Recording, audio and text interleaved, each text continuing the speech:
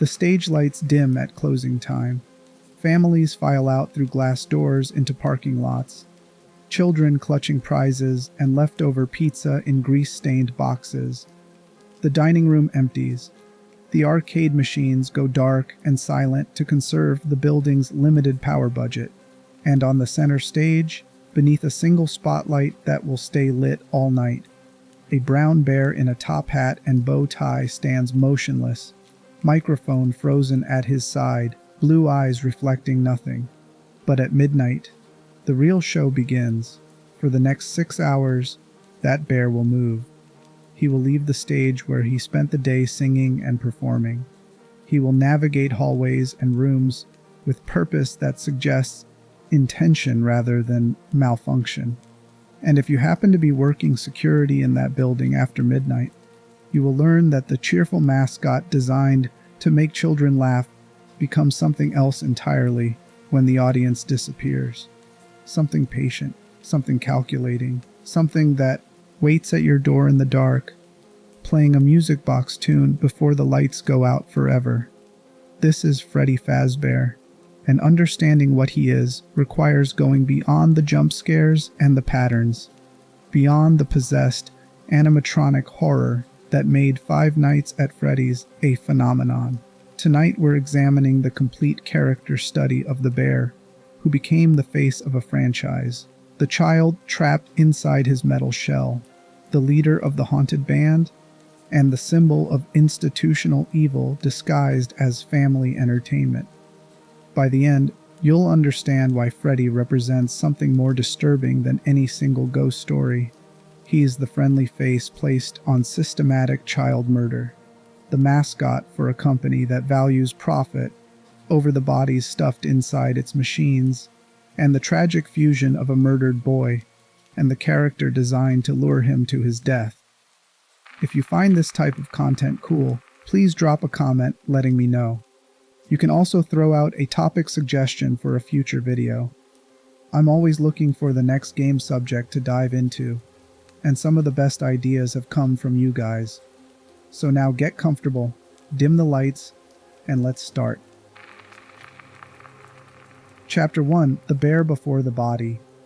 Before Gabriel, before the missing children incident, before possession and revenge and burned down horror attractions, there was simply a character, a brown bear designed to entertain, to sell pizza, to anchor a brand that Fazbear Entertainment was building into a family dining empire.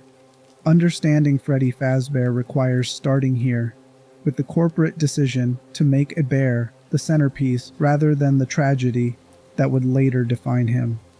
Freddy Fazbear's Pizza opened in 1983 as the flagship location for a company that had evolved from an earlier establishment.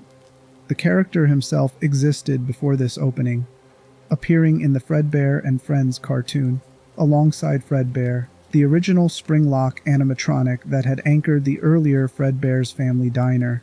While Fredbear was golden and designed to evoke teddy bear nostalgia, Freddy Fazbear was brown, slightly more modern, positioned as the next generation of the brand.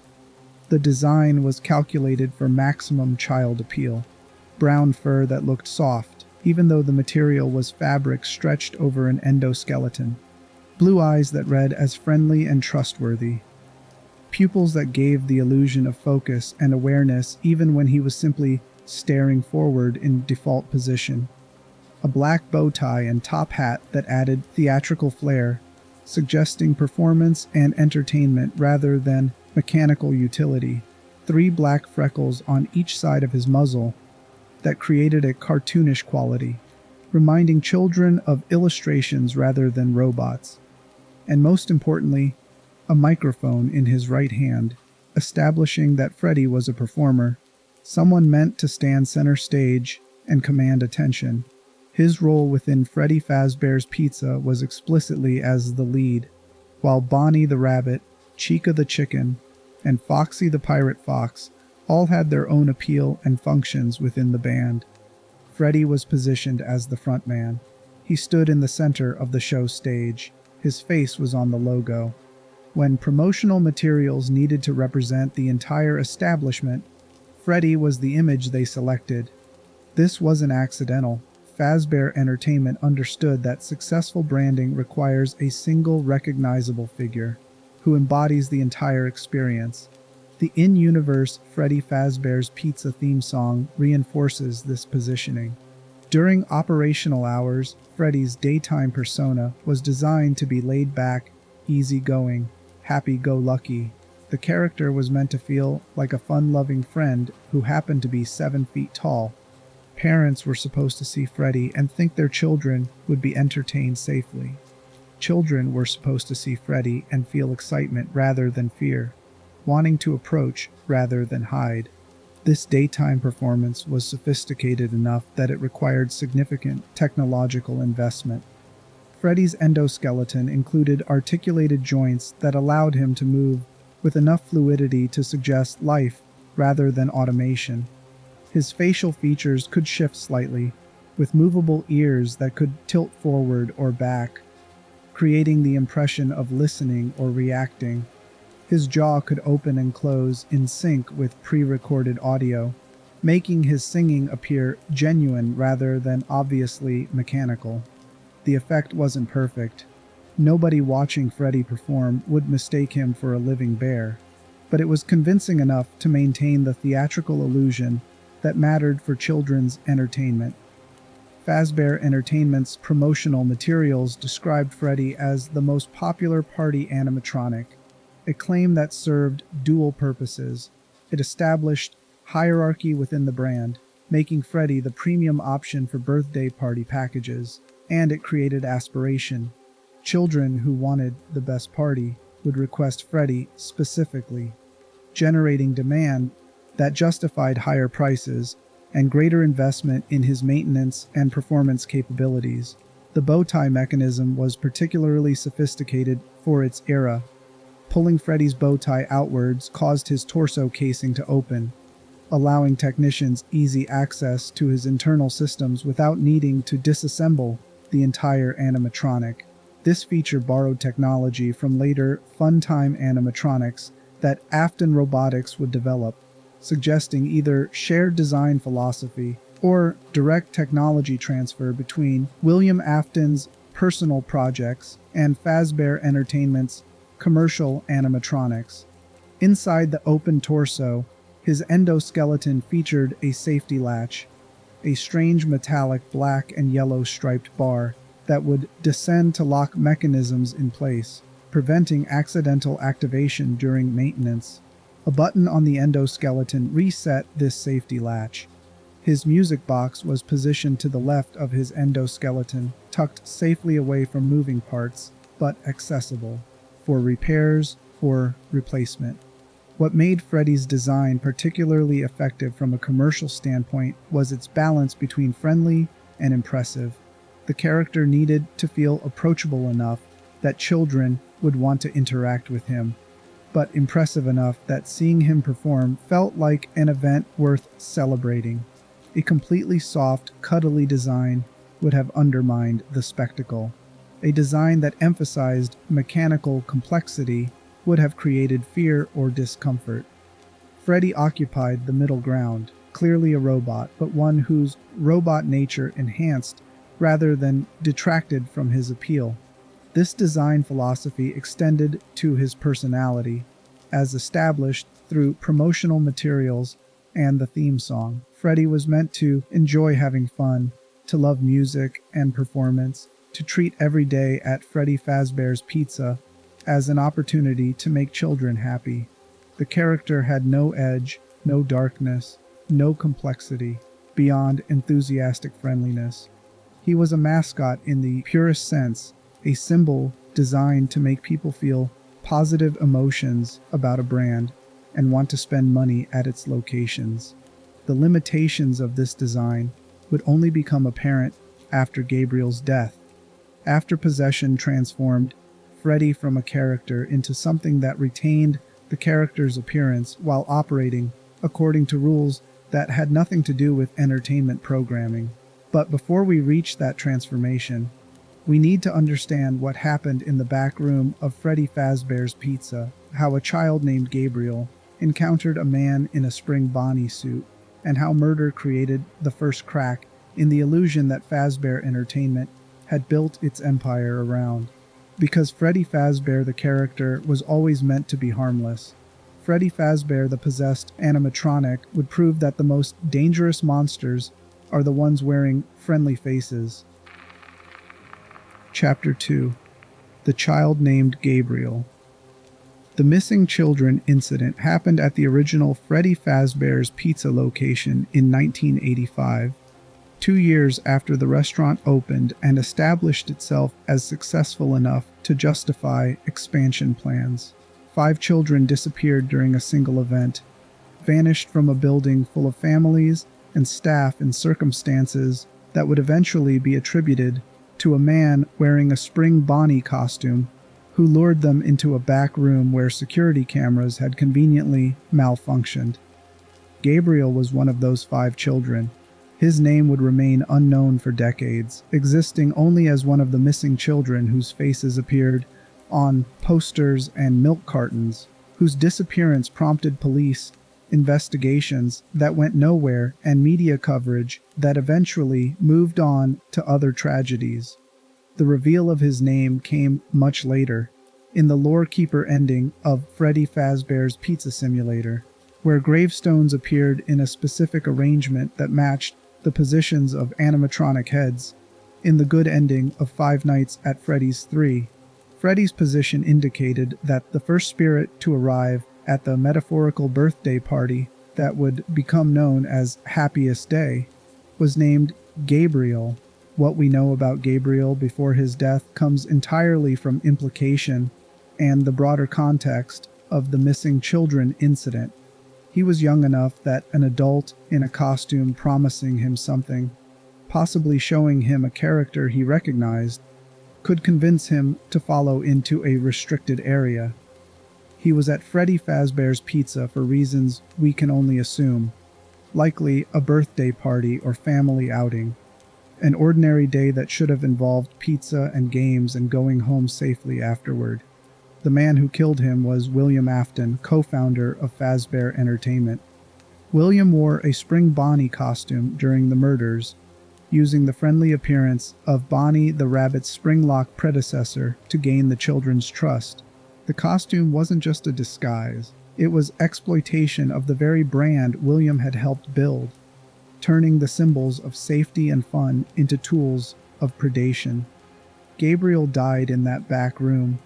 The manner of his death isn't explicitly detailed in game lore, which maintains a necessary boundary between horror storytelling and depicting actual child murder. What matters is that he was killed by someone he had no reason to fear, in a place designed to make children feel happy and safe, betrayed by the illusion of protection that Freddy Fazbear's Pizza had marketed itself around. After Gabriel's death, his body was stuffed into the Freddy Fazbear animatronic. This detail appears across multiple sources, from newspaper clippings referencing the smell of decay and blood coming from the animatronics, to the broader lore establishing that William Afton hid his victims' bodies inside the very characters meant to entertain them. Gabriel's corpse was forced into Freddy's endoskeleton cavity, crammed into the limited space available around servos and wiring, left to decompose inside the metal shell while Freddy Fazbear continued performing for crowds who had no idea what they were watching. The puppet, an animatronic possessed by Charlotte Emily, daughter of William Afton's business partner Henry Emily, would later give life to Gabriel and the other murdered children. This reanimation wasn't resurrection in any conventional sense. Their bodies remained dead, decomposing inside the animatronics. But something of their consciousness, their sense of self, their awareness, was bound to the machines. Gabriel's spirit became fused with Freddy Fazbear, experiencing existence through the animatronics systems, moving according to its capabilities rather than the limitations of a human body. This fusion created something that was neither Gabriel nor Freddy, but a combination that retained elements of both. The child's memories and emotional responses persisted. His fear and confusion and rage at what had been done to him, but those emotions now operated through an animatronics framework, without the regulatory systems that normally moderate human feelings, without the physical limitations that prevent children from acting on impulses. Gabriel could remember being murdered. Gabriel could perceive adults who resembled his killer, and Gabriel now had the strength and durability to act on the revenge his child's mind fixated on. The psychological state this created goes beyond any trauma response documented in living children. Gabriel experienced death, experienced being stuffed into a metal suit, and then experienced consciousness returning, while trapped inside that suit with no understanding of how or why. His ability to comprehend what had happened was limited by his age and development. He knew he'd been hurt, that an adult had done it, that the hurt was so complete it separated him from his body.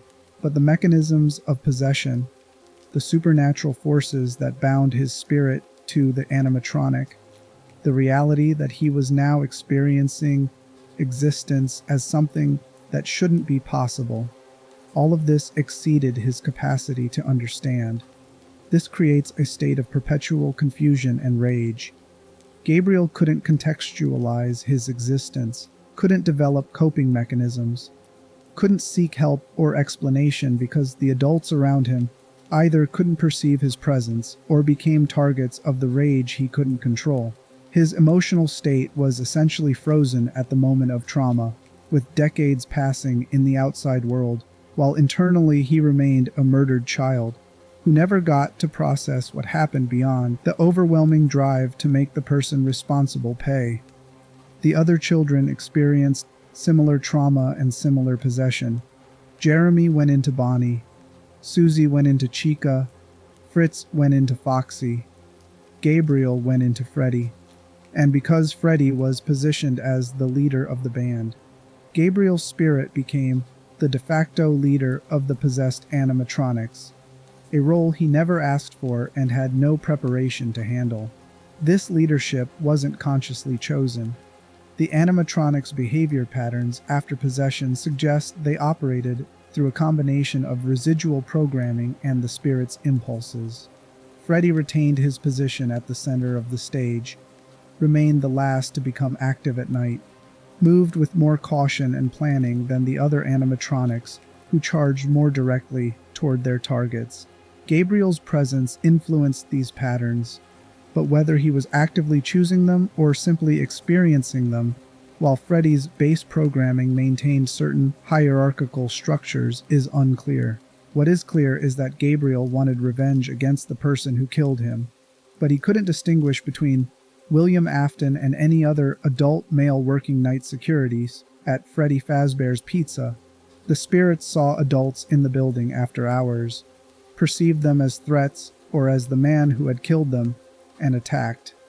This meant that people like Mike Schmidt, who had no connection to the murders and was simply working a job he'd been hired for, became targets of violence meant for someone else entirely. The tragedy compounds here. Gabriel was murdered by William Afton. Gabriel's spirit, trapped in Freddy, would go on to kill or attempt to kill night guards who were innocent. The possession that should have enabled justice instead created a cycle where victims became perpetrators, where a murdered child's trauma manifested as violence against people who didn't deserve it. William Afton manipulated this cycle deliberately, understanding that the possessed animatronics would attack anyone in the building, creating body count and chaos that obscured his involvement while he continued operating with impunity. Gabriel couldn't escape this pattern because he lacked the cognitive tools to recognize it. He was a child operating with a child's understanding, trapped in circumstances that would overwhelm most adults. The best he could do was exist inside Freddy Fazbear, experience the anger that defined his continued consciousness, and act on that anger whenever opportunity arose. That existence would continue for decades. Gabriel wouldn't find peace until the events of Five Nights at Freddy's 3, when the spirits finally trapped William Afton in a spring-lock failure that would leave him dying in the same spring Bonnie suit he'd used to kill them. Even then, liberation required one more step. The happiest day minigame where the puppet would recreate a birthday party, giving the murdered children the celebration they'd been denied. Gabriel's spirit, represented by a child wearing Freddy's mask, would be the first to arrive at that party, suggesting he was the first to find peace, the first to let go of the rage that had sustained him through years of haunting. But before we reach that ending, before liberation or justice or peace, we need to understand what Gabriel and Freddy became together, how the character, designed to be friendly, transformed into something that hunted with purpose, how a child's trauma merged with an animatronic's capabilities in ways that suggested Freddy Fazbear was far more than a malfunctioning robot. That understanding requires entering the night shift at Freddy Fazbear's Pizza, sitting in a security office with limited power and failing doors, watching cameras as a brown bear leaves the stage and begins moving towards you with intention that can't be explained by programming errors or mechanical failure. Because once Freddy starts moving, stopping him requires understanding what he wants, and what he wants is something no security guard can give him. Chapter 3: The Performance After Midnight. Night 3. The week is half over, and Mike Schmidt is starting to understand the rhythm of this job. Watching cameras, conserving power, checking doors, listening for audio cues that signal which animatronic is moving where. Bonnie has been active since night 1. Chica joined on night 2. Foxy requires constant monitoring to prevent his charge down the hallway. But Freddy has remained motionless on the show stage for 2 nights, standing between Bonnie and Chica's empty spaces, illuminated by a spotlight that stays focused on him even after the others have started moving. Until now. On night 3, Freddy leaves the stage. His movement pattern is different from the others, more methodical, more difficult to track. While Bonnie and Chica appear openly on cameras, Freddy prefers darkness. He knows where every camera is positioned, having performed under their lenses during operational hours, and he moves through blind spots whenever possible. When he does appear on camera, it's often just his eyes, glowing white in the darkness, watching the lens as if aware he's being observed. This behavior suggests planning beyond simple programming or random pathfinding. Freddy's route through the building takes him from the show stage to the dining area, then to the restrooms, then to the kitchen where cameras can only detect audio rather than visual confirmation, then to the East Hall, and finally to the East Hall corner directly adjacent to the office. Each stop serves a purpose, advancing closer to the security office while minimizing exposure and maintaining psychological pressure on whoever's watching the cameras. The audio design of Freddy's approach creates a unique kind of tension. While his theme music, the Toreador March from Georges Bizet's Carmen Suite, plays distinctly when he hides in the kitchen, the rest of his journey is marked by silence and deep laughter. This specific use of audio serves multiple purposes. Within the game's mechanical design, the music in the kitchen alerts players to his location without visual confirmation, while his laughter tracks his movement toward the office. This suggests that Freddy isn't simply hunting, he's performing, using audio cues to taunt the guard before falling dangerously silent as he reaches the final corner. When Freddy reaches the East Hall corner, the final camera position before the office itself, his options narrow to a binary outcome. Either the player maintains the camera on him, effectively pinning him in that location through observation, or the player closes the right door, physically preventing his entry. Both solutions require power, the resource that's constantly draining and can't be replenished until the night ends at 6 a.m. Freddy's presence at the door creates a trap, forcing decisions that consume power while other animatronics continue threatening from different angles. If the player fails to close the door in time, if they drop the camera to find Freddy already inside the office, or if they run out of power entirely while he's nearby, the lights cut out. The office falls into complete darkness, and then the music plays, Freddy's theme filling the space, the iconic melody marking the countdown to a jump scare that's inevitable at this point. The Toreador March becomes a death knell, the audio that accompanies the image of Freddy's face illuminated in the dark, his eyes glowing white, his jaw opening impossibly wide before the screen fills with static and the night ends in failure. This behavioral pattern, repeated across nights 3 through 5 and escalating to the maximum aggression of the sixth night, demonstrates sophistication that goes beyond what animatronic programming in 1993 could realistically achieve. Freddy isn't malfunctioning. He's hunting with strategy that suggests understanding of the security office's limitations. The guards' reliance on cameras and doors, the ways that resource management creates vulnerability. Gabriel's presence explains this intelligence. A child's mind, especially one operating from trauma and rage, wouldn't necessarily produce strategic thinking. But Gabriel isn't alone inside Freddy.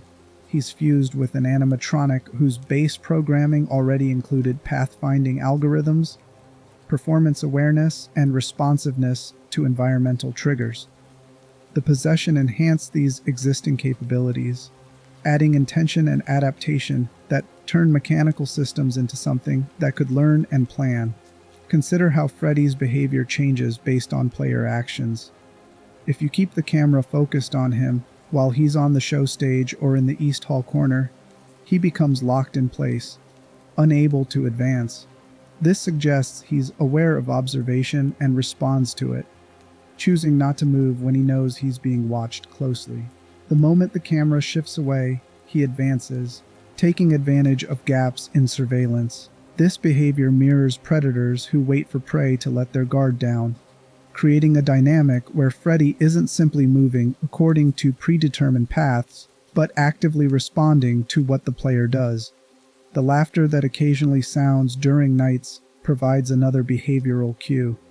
Freddy's laugh indicates he's moved from one location to another, giving the player audio confirmation that he's active and advancing without requiring camera checks to verify. This laugh has been interpreted in multiple ways: a taunt meant to unnerve the player, an automatic vocalization triggered by movement patterns, or a genuine expression of emotion from Gabriel's spirit, finding satisfaction in advancing toward a target. The game doesn't clarify which interpretation is accurate, leaving ambiguity that makes Freddy's behavior feel more unsettling. What makes Freddy particularly dangerous compared to the other animatronics is his patience. Bonnie and Chica move frequently and somewhat randomly, appearing in multiple locations throughout a night, creating continuous pressure but also making their behavior somewhat predictable. Foxy requires constant camera monitoring to prevent his sprint, but can be managed through consistent attention. Freddy moves slowly, deliberately, advancing only when conditions favor him, waiting for mistakes rather than forcing confrontation. This patience suggests Gabriel's influence manifesting through Freddy's behavior. A child wouldn't naturally possess this kind of strategic restraint, waiting on the stage for 2 full nights before beginning his approach, advancing one location at a time over hours rather than rushing immediately toward the target. But a child fused with an animatronic whose programming included performance discipline, whose systems were designed to maintain position and timing for musical numbers, might develop exactly this pattern. Gabriel's rage providing motivation while Freddy's programming provided structure and method. The jump scare itself, when Freddy finally reaches his target, combines elements of both the character and the spirit.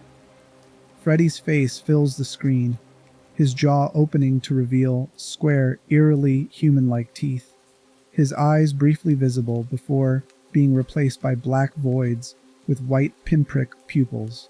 The image is brief but overwhelming, accompanied by a sharp, distorted screech that suggests mechanical failure and organic screams simultaneously. Then static, then game over, then the opportunity to try again with the knowledge that Freddy successfully reached the office and the player failed to prevent it.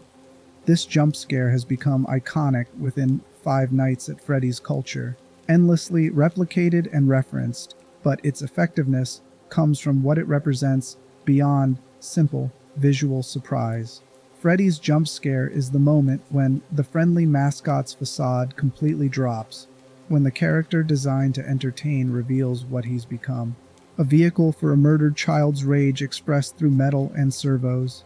The briefly visible human-like teeth remind players that there's a body inside the suit, that Freddy isn't just malfunctioning machinery, but something that was created through violence against a child. The game's mechanics prevent players from defending themselves beyond closing doors and managing power.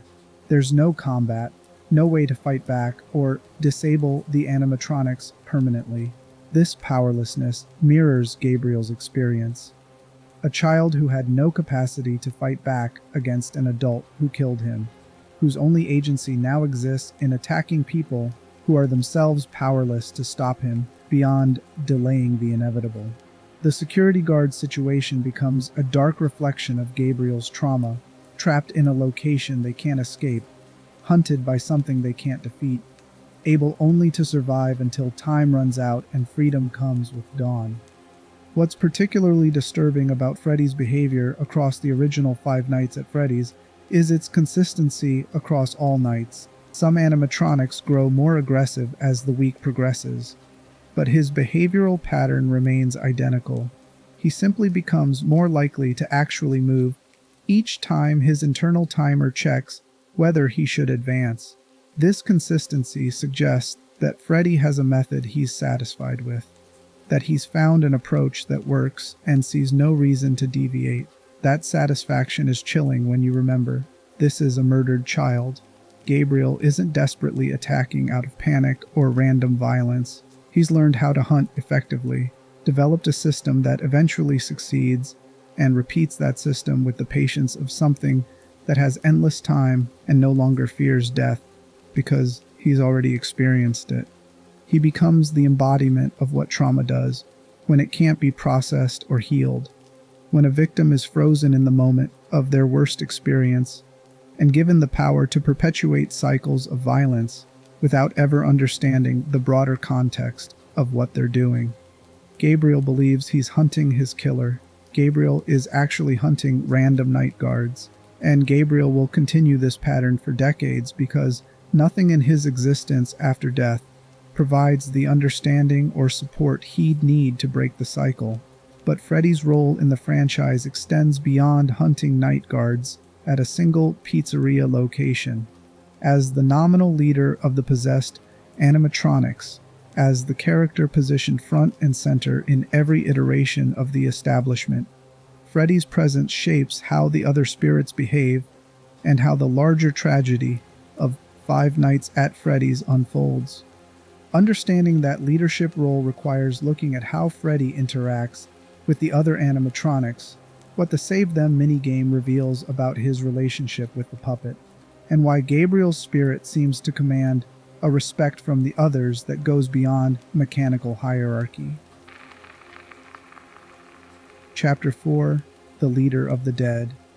The show stage positions Freddy between Bonnie and Chica, physically central to the animatronic band during operational hours.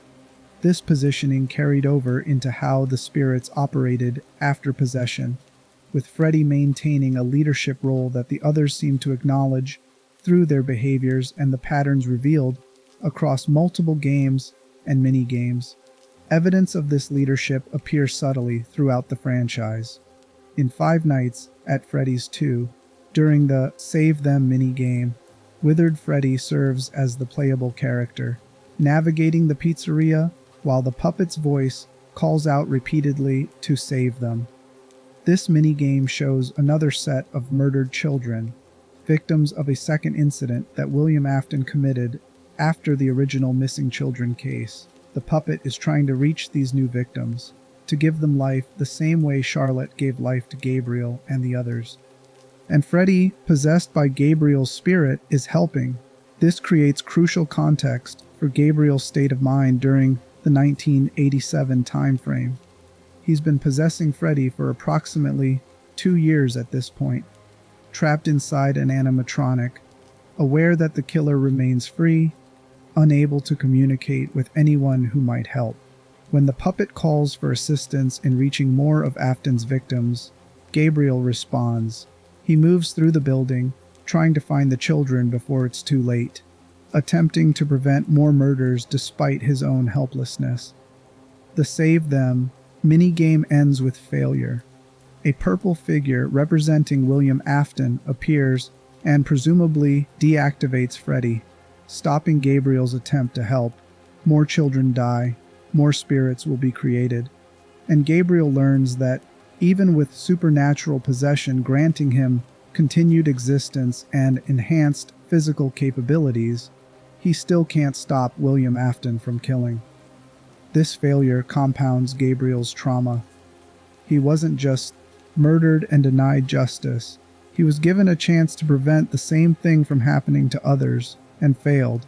The rage that drives Freddy's behavior during the original game and beyond stems partly from this. The understanding that surviving his own death wasn't enough to matter, that William Afton continued operating freely while Gabriel could only watch helplessly from inside an animatronic. The relationship between Freddy and the puppet reveals another dimension of Gabriel's experience. Charlotte Emily, possessing the puppet, gave life to the murdered children. She found their bodies stuffed in the animatronics and used her supernatural abilities to bind their spirits to the machines. From Gabriel's perspective, the puppet is the reason he exists in his current state, responsible for his continued consciousness, but also for the horrifying circumstances of that consciousness. Whether Gabriel understands or resents this is unclear. The puppet appears to view Freddy and the others with protection and purpose, trying to guide them toward justice and liberation. Some interpretations suggest the puppet maintains special care for Gabriel specifically, with the tentacle-like appendages in Help Wanted 2 appearing to shield Freddy's memory, plush more prominently than the others. In the novel trilogy, particularly The Fourth Closet, Charlotte demonstrates strong attachment to Freddy beyond the other animatronics, suggesting a relationship that goes beyond simple creator-creation dynamics. This potential connection between Gabriel and Charlotte might stem from shared experience. Both were killed by William Afton. Both possess animatronics and exist outside normal reality. Both want justice, but find themselves trapped in circumstances that prevent them from achieving it through conventional means. The puppet became a guide for the other spirits, trying to lead them toward the revenge they couldn't accomplish individually. Gabriel, possessing the most central animatronic, became the primary agent of that revenge, the one who would eventually be first to trap William Afton when the opportunity arose in Five Nights at Freddy's 3. The Happiest Day minigame in Five Nights at Freddy's 3 provides the most explicit evidence of Gabriel's leadership among the spirits. 6 children sit at a birthday party table in an 8-bit recreation of a pizzeria party room. 5 wear masks representing Freddy, Bonnie, Chica, Foxy, and Golden Freddy. 1 child at the head of the table wears no mask initially, representing the birthday child who never got their celebration. The puppet appears and places a cake in front of this child, giving them what they were denied. Then, one by one, the masks disappear. The children are freed, and the order matters. Freddy's mask vanishes first. Gabriel is the first to let go, the first to accept liberation, the first to move beyond the trauma and rage that bound him to the animatronic. This positioning suggests he holds authority among the spirits, that his acceptance of peace allows the others to follow. Some fan theories propose that Gabriel's spirit was the strongest or most prominent among the 5, making him natural leader through sheer force of will. Others suggest the puppet deliberately positioned him this way, recognizing that Freddy's central role in the establishment made Gabriel's possession strategically important for any eventual confrontation with William Afton. The games don't explicitly confirm either interpretation, but both acknowledge the same underlying reality. Gabriel wasn't just one murdered child among several. He became the focal point around which the others oriented themselves. This leadership extended to how the animatronics behaved as a group. Golden Freddy represents a separate entity, either the crying child from Five Nights at Freddy's 4 or Cassidy, depending on which timeline interpretation you follow, and operates independently with different rules and capabilities. But Freddy, Bonnie, Chica, and Foxy demonstrate coordinated behavior that suggests communication or shared purpose beyond individual haunting. They all target night guards. They all become aggressive when confronted with adults in the building after hours. And they all seem to understand that William Afton is the ultimate target, even when they mistake others for him.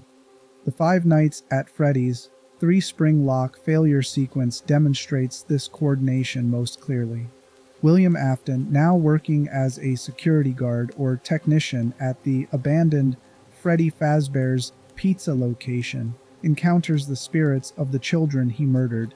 They appear as ghostly forms, not bound to the animatronics, but manifesting independently, surrounding him and driving him backward until he takes refuge inside the spring Bonnie suit that had been sealed in a back room for decades.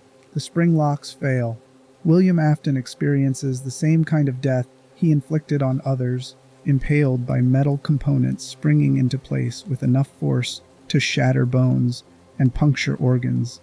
The spirits watch this happen, and then they vanish, satisfied that justice has been achieved. Gabriel's role in this confrontation is central. While all 5 spirits participate in cornering William, Freddy is positioned most prominently in the scene, suggesting Gabriel's spirit led the effort to trap their killer. This represents the culmination of decades of rage and helplessness, the moment when Gabriel finally accomplishes what he'd been unable to do, make William Afton pay for what he did. But revenge doesn't bring peace automatically. William survives the springlock failure through means the games establish as both supernatural and technological, his remnant-infused flesh keeping consciousness active inside the destroyed Spring Bonnie suit. He becomes Springtrap, a walking corpse trapped inside the costume he used to murder children, and the spirits remain bound to their animatronics because the person responsible for their deaths continues existing. This prolonged William Afton's suffering while simultaneously prolonging the children's imprisonment. Gabriel remained in Freddy not because he chose to continue haunting, but because liberation required William's complete destruction. As long as William Afton persisted in any form, the murders remained unresolved. The injustice remained active, and the spirits couldn't move beyond their trauma. The Fazbear's Fright horror attraction, built using props and animatronics salvaged from abandoned Freddy Fazbear's pizza locations, would bring Gabriel's haunting full circle. Springtrap was discovered in the sealed room and brought to the attraction as its main draw. The possessed animatronics, including Freddy, manifested as phantoms, burned and damaged versions that appeared to the security guard as hallucinations or spectral presences. These phantom animatronics couldn't directly harm anyone, but created environmental hazards and jump scares that threatened the guard's survival. Phantom Freddy specifically appears walking down the hallway toward the office, his body translucent and burned, one leg missing, moving with determination despite his damaged state. Failing to avoid eye contact triggers his jump scare, temporarily disabling the guard's systems and creating vulnerability to other threats. This encounter reinforces Freddy's patient, methodical approach. He advances slowly but inevitably, taking advantage of mistakes rather than forcing confrontation. The attraction burns down, whether through accident or intentional action by someone aware of what Springtrap represented. William Afton survives the fire, but the destruction of Fazbear's Fright marks a transition point in the franchise. After this, the spirits begin moving toward actual resolution, rather than continued cycles of revenge and haunting. Freddy Fazbear's Pizza Simulator brings Gabriel's story to its conclusion. Henry Emily, Charlotte's father and William Afton's former business partner, orchestrates a final plan to end the tragedies permanently. He creates a fake pizzeria designed to lure all the remaining possessed animatronics, including Springtrap, into one location. Then he burns it down with himself inside, ensuring that everything connected to the murders is destroyed completely. The Lorekeeper ending shows 6 gravestones in a specific arrangement. 5 are positioned to match the layout of animatronic heads in the good ending of Five Nights at Freddy's 3. Gabriel's grave sits in the position corresponding to Freddy. The 6th grave, positioned separately and marked with Charlotte Emily's name, represents the puppet. This arrangement confirms that Gabriel and the others finally found peace, their spirits released through the complete destruction of the animatronics and the final death of William Afton.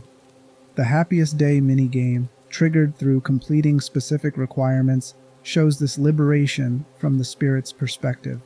Gabriel, represented by the child whose Freddy mask disappears first, accepts the birthday celebration he was denied.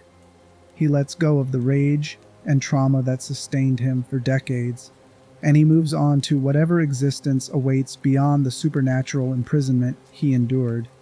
This ending represents justice of a kind, not the legal justice that should have held William Afton accountable through courts and prison, but cosmic justice where the murderer ultimately suffers and the victims ultimately find peace. Gabriel didn't get to grow up, didn't get to have the life he should have had, didn't get compensation for the decades trapped inside an animatronic hunting people who weren't responsible for his death, but he got liberation from that existence, which might be the closest thing to a good ending possible given the circumstances. Yet Gabriel's influence on the Five Nights at Freddy's universe extends beyond his own story. Freddy Fazbear as a character, as a brand icon, as the face of Fazbear Entertainment's empire, continues appearing in new iterations and timelines. Each version of Freddy carries echoes of what Gabriel and the original Freddy became together. A friendly mascot hiding something darker, a character whose cheerful exterior masks institutional failures and human evil.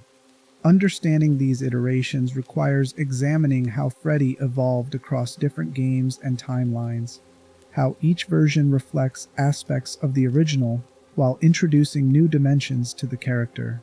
From the Toy Freddy of 1987 to the glam rock Freddy of the 2020s, each iteration tells us something about what Freddy Fazbear represents beyond a single possessed animatronic. Chapter 5: Reflections and Iterations. Freddy Fazbear exists across multiple timelines and incarnations within the Five Nights at Freddy's franchise, each version reflecting different aspects of the character while maintaining core elements that make Freddy recognizable regardless of iteration. Understanding the original Gabriel possessed Freddy requires examining these variations, seeing what remains consistent and what changes when you remove the specific context of one murdered child's spirit. Toy Freddy appears in Five Nights at Freddy's 2, representing Fazbear Entertainment's attempt to modernize their animatronic lineup for the 1987 reopening. His design is rounder, more plastic-looking, explicitly built to appear friendly and non-threatening to children who might have heard rumors about the previous location's incidents. Toy Freddy features a more cartoonish appearance with larger eyes, brighter colors, and softer edges compared to the original's slightly more realistic proportions. He holds a microphone that resembles a child's toy more than a performance tool, and his movements are designed to be less uncanny and more overtly mechanical. Toy Freddy is also connected to the security system's facial recognition database, programmed to identify criminals and flag concerning individuals. This feature represents Fazbear Entertainment's attempt to address security failures without acknowledging what those failures actually enabled. Instead of implementing meaningful child protection policies or investigating William Afton despite mounting evidence of his involvement in the missing children incident.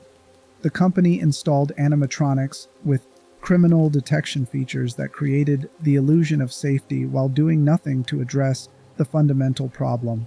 The toy animatronics became possessed as well, though through a different mechanism than the original murders.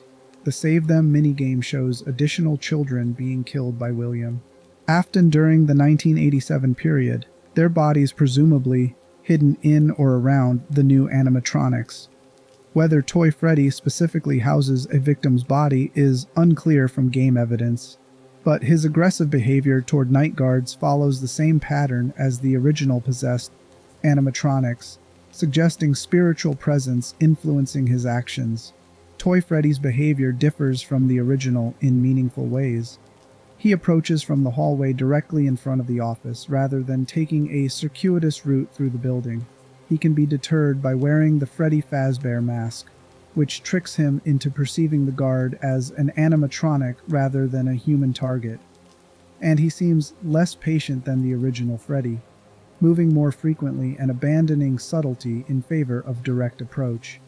These differences might reflect a different child's personality if Toy Freddy is possessed, or they might simply represent different programming and mechanical capabilities in the newer animatronic design. The games leave this ambiguous, but the contrast demonstrates that Freddy's methodical patience in the original game wasn't inherent to all Freddy variants. It was specific to Gabriel's influence on that particular animatronic. Withered Freddy, also appearing in Five Nights at Freddy's 2, represents the original Freddy animatronic in a damaged state. After the original, Freddy Fazbear's pizza location closed, following the missing children incident and the subsequent health violations, the old animatronics were kept for parts. Withered Freddy sits in the parts and service room with Withered Bonnie, Withered Chica, and Withered Foxy, all showing significant damage, missing pieces, exposed endoskeletons, and general deterioration. Withered Freddy retains Gabriel's spirit, making him the direct continuation of the original game's Freddy rather than a separate entity. His behavior in Five Nights at Freddy's 2 reflects this continuity. He remains more methodical than the toy animatronics, appears less frequently than others, and approaches with the same patient determination that characterized his movement in the first game. The Freddy mask tricks him temporarily, but he adapts, eventually recognizing the deception and attacking anyway if the guard relies on that defense too heavily. The withered state serves as visual metaphor for what possession has done to these animatronics over time. They're falling apart, barely functional, held together by supernatural force more than mechanical integrity. Gabriel has been trapped inside Freddy for approximately 4 years by this point, experiencing existence through a body that's deteriorating, unable to escape or find resolution. The physical decay mirrors psychological decay, the way trauma compounds over time when it can't be processed or healed. Withered Freddy's role in the Save Them minigame, attempting to help the puppet reach newly murdered children, shows Gabriel's spirit hasn't become purely vengeful or mindless despite years of haunting. He retains enough awareness and empathy to try preventing other children from suffering his fate, even though his attempt fails. This complexity distinguishes Gabriel from being simply an angry ghost. He's a traumatized child who wants to stop the person responsible for his trauma from hurting others, operating within the severe limitations of his circumstances. Shadow Freddy appears across multiple games as a dark purple or black version of Freddy, typically associated with William Afton or negative supernatural forces. In Five Nights at Freddy's 2, Shadow Freddy can rarely appear slumped in the parts and service room, causing the game to crash if the player looks at him too long. In Five Nights at Freddy's 3, Shadow Freddy appears in mini-games, leading the animatronics to the back room where William dismantles them, an action that ultimately leads to the spring lock failure that traps William inside. Spring Bonnie. The nature of Shadow Freddy remains one of the franchise's ambiguities. Some interpretations suggest he's a manifestation of agony, or dark remnant connected to the murders.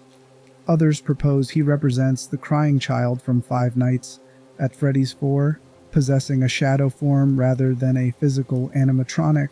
Still others argue he's connected to William Afton himself, an extension of the killer's presence that can manipulate the possessed animatronics. If Shadow Freddy is connected to the crying child, the relationship with Gabriel becomes particularly significant. The crying child died in the bite of 83, when his brother and friends shoved him into Fredbear's mouth as a cruel prank, causing the spring-lock animatronic to bite down with enough force to crush his skull. If both the crying child and Gabriel exist as spirits connected to Freddy-type animatronics, they represent different kinds of trauma. One accidental death caused by bullying gone, catastrophically wrong, one intentional murder committed by a serial killer. The crying child's possession of Golden Freddy or Shadow Freddy would create thematic parallel to Gabriel's possession of Freddy, both children experiencing death connected to the same character line, both becoming supernatural presences that haunt Fazbear Entertainment locations. Whether they interact or recognize each other as fellow victims is never explicitly shown, but the symbolism suggests the Freddy Fazbear character line became a focal point for childhood trauma within the franchise's universe. Nightmare Freddy appears in Five Nights at Freddy's 4 as one of the nightmare animatronics terrorizing a child in their bedroom. Unlike the possessed animatronics of previous games, Nightmare Freddy is a manifestation of trauma, fear, and possibly Fredbear plush experiments conducted by William Afton to torment the crying child. Nightmare Freddy is accompanied by 3 smaller Freddles that spawn on the bed, requiring the player to use a flashlight to drive them away before they accumulate enough to summon Nightmare Freddy himself. Nightmare Freddy's design is the most overtly monstrous version of the character, with sharp teeth, claws, more mechanical and exposed elements and proportions designed to be threatening rather than entertaining. He represents Freddy Fazbear as pure horror, stripped of any pretense of friendliness, embodying what the character symbolizes to a traumatized child who associates Freddy with danger and death. This version tells us something important about Gabriel's experience. When Gabriel looks at himself, when he perceives the animatronic he's fused with, does he see the friendly entertainment character, or does he see something closer to Nightmare Freddy, a monster that reflects the horror of his circumstances? The games never provide Gabriel's subjective perspective, but Nightmare Freddy suggests that from the inside, possession might feel like becoming the nightmare rather than simply haunting through a machine. Funtime Freddy, appearing in Five Nights at Freddy's sister location, represents William Afton's private animatronic projects, rather than Fazbear Entertainment's commercial products. Funtime Freddy is built explicitly to capture and kill children, featuring a chest cavity designed to store bodies and mechanisms that allow him to lure targets through voice mimicry and false friendliness. His design is more advanced than the original Freddy, with segmented body plating, more sophisticated movement capabilities, and a hand puppet named Bon Bon that he treats as a separate personality. Funtime Freddy is possessed by someone. Voices and behaviors suggest spiritual presence influencing the animatronic beyond its original programming, but the specific identity of this spirit remains unclear. What's significant is that Funtime Freddy demonstrates what the Freddy Fazbear character becomes when designed explicitly for murder rather than adapted to it through tragedy. William Afton took the friendly bear mascot and engineered a version that could kill efficiently while maintaining the appearance of entertainment, creating the ultimate expression of what Freddy symbolizes in the franchise: childhood joy as camouflage for institutional evil. Molten Freddy, appearing in Freddy Fazbear's Pizza Simulator, represents the fusion of Funtime Freddy's endoskeleton with Remnant and the spirits of multiple victims. His appearance is chaotic, just wires and a mask, barely recognizable as Freddy except for the facial features. Molten Freddy speaks with multiple voices, suggesting plural spirits inhabiting the amalgamation, and his behavior is erratic and aggressive. This version shows what happens when possession becomes unstable, when multiple traumatized spirits occupy the same space without clear identity or purpose. Molten Freddy is suffering made manifest, a tangle of metal and agony that can barely function but continues, existing because the supernatural forces binding the spirits to the mechanisms haven't released them. He represents the worst possible outcome of possession, not a spirit with agency operating through a machine, but a spirit trapped in a prison that's barely coherent as a physical object. Glam Rock Freddy, appearing in Five Nights at Freddy's Security Breach, breaks the pattern entirely. He's the first version of Freddy who helps, rather than hunts, serving as protector and guide for Gregory, a child trapped in the Pizzaplex overnight. Glam Rock Freddy is sophisticated, capable of conversation and autonomous decision-making beyond what previous animatronics demonstrated. He experiences something resembling emotions, caring about Gregory's safety, showing distress when damaged, questioning his programming when it conflicts with what he believes is right. Whether Glamrock Freddy is possessed is deliberately ambiguous.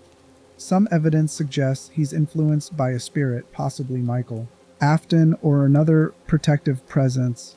Other evidence suggests he's simply advanced AI that developed genuine care for the child in his protection. Either way, Glamrock Freddy represents what the character could have been if the tragedies never happened.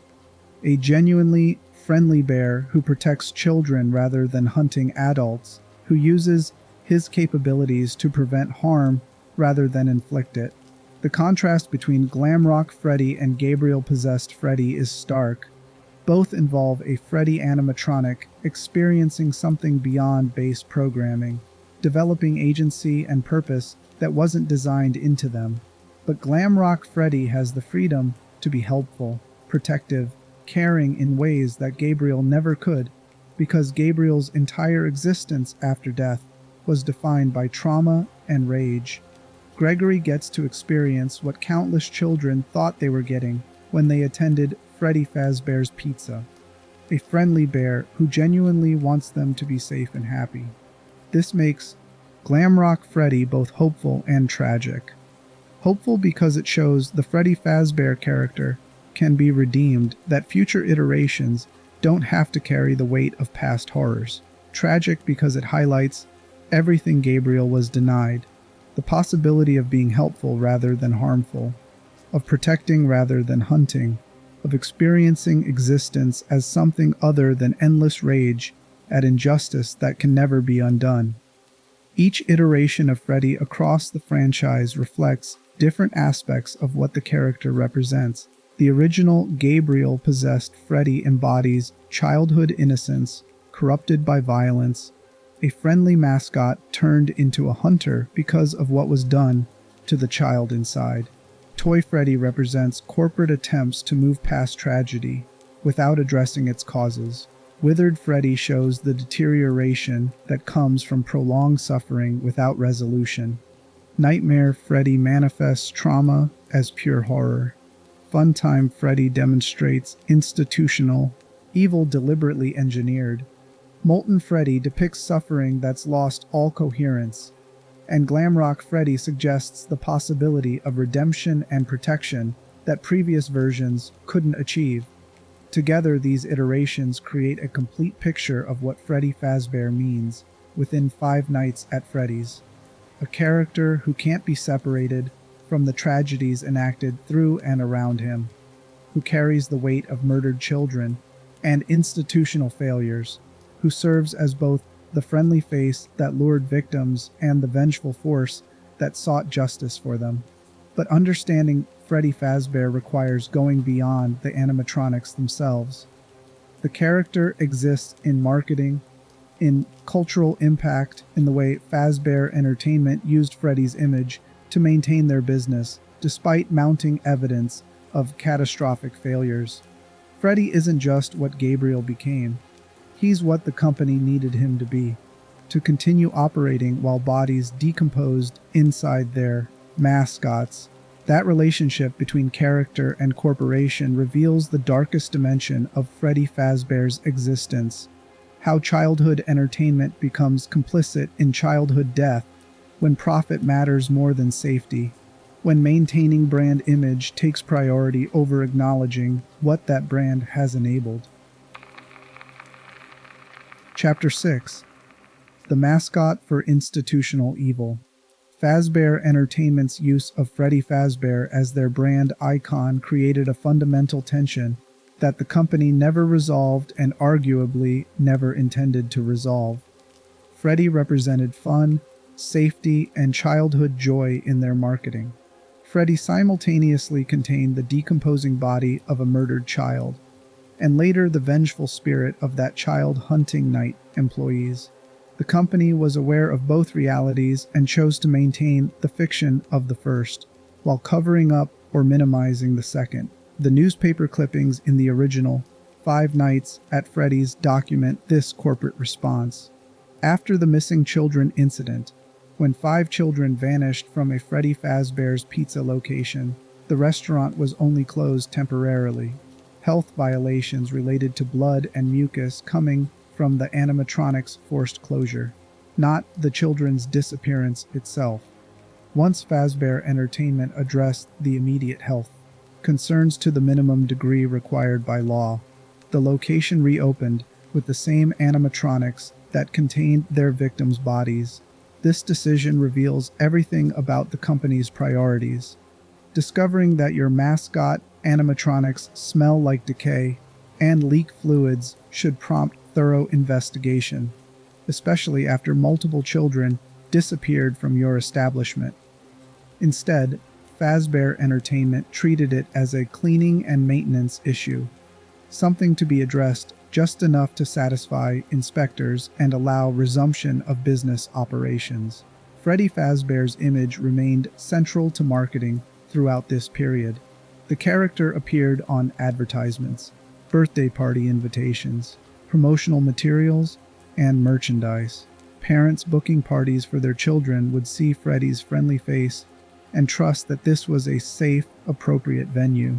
The company actively cultivated this trust while knowing that the animatronic wearing Freddy's appearance had killed or attempted to kill night guards, that multiple employees had been injured or murdered in incidents connected to the animatronics. The help wanted advertisements Mike Schmidt responds to in the original game demonstrate this pattern. The position is framed as simple security work, monitoring cameras and checking systems. The ad doesn't mention that previous night guards were killed by the animatronics. It doesn't warn that Freddy and the others actively hunt humans after hours. It certainly doesn't acknowledge that the animatronics are possessed by murdered children whose spirits target anyone in the building. Mike is hired with no meaningful warning about the dangers he'll face. Phone Guy's messages provide tactical advice but frame the situation as quirky animatronic behavior rather than active hunting by supernatural entities. The closest Phone Guy comes to honesty is his final message on Night 4, where he's killed by the animatronics while desperately trying to survive. His death transmitted to Mike as an object lesson in what this job actually entails. Fazbear Entertainment's response to employee deaths followed the same pattern as their response to child murders: minimize, cover up, and continue operations.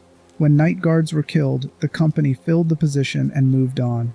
When lawsuits were threatened, the company settled quietly or used legal teams to avoid liability.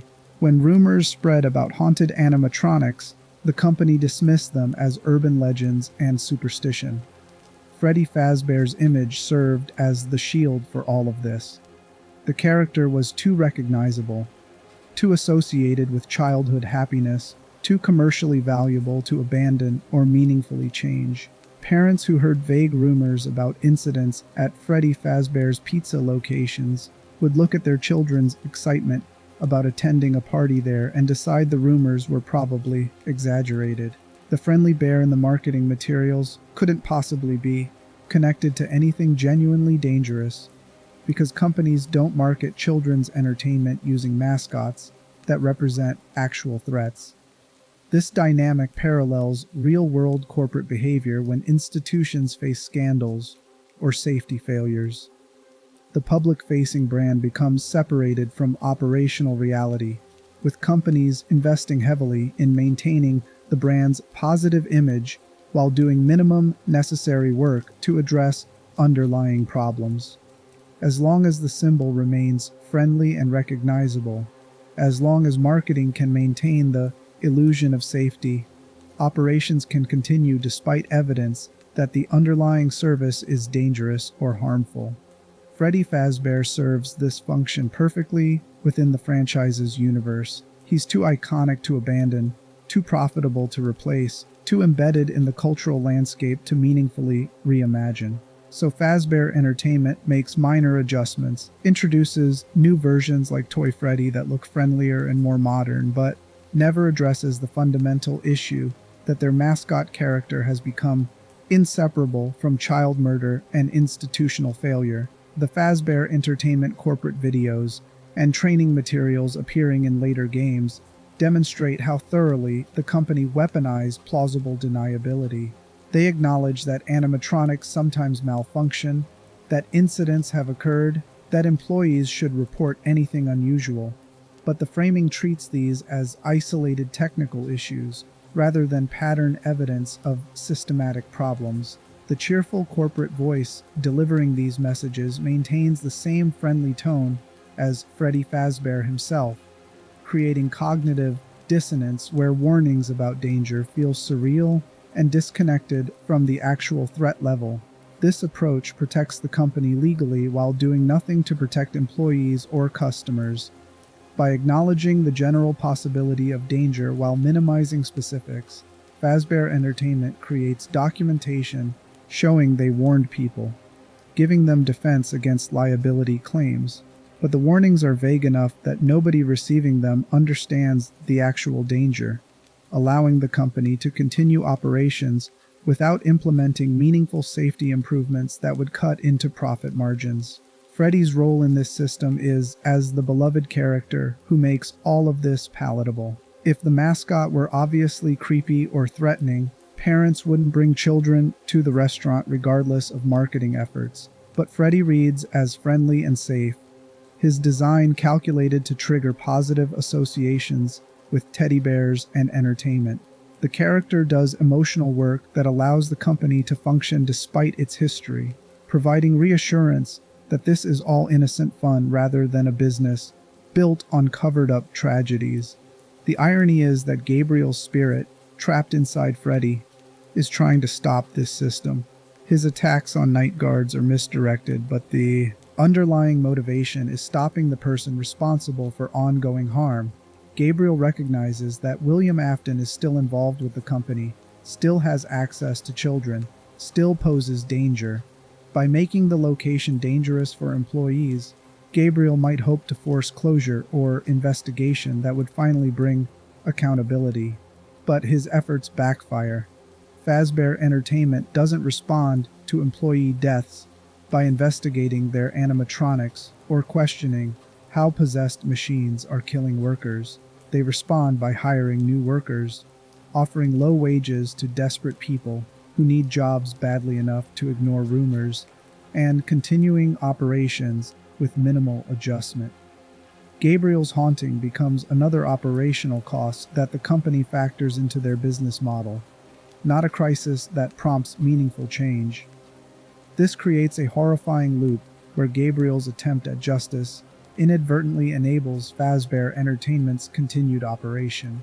The company points to the haunted animatronics as evidence of unfortunate technical glitches or superstitious employees, using the supernatural nature of the haunting to dismiss it as implausible.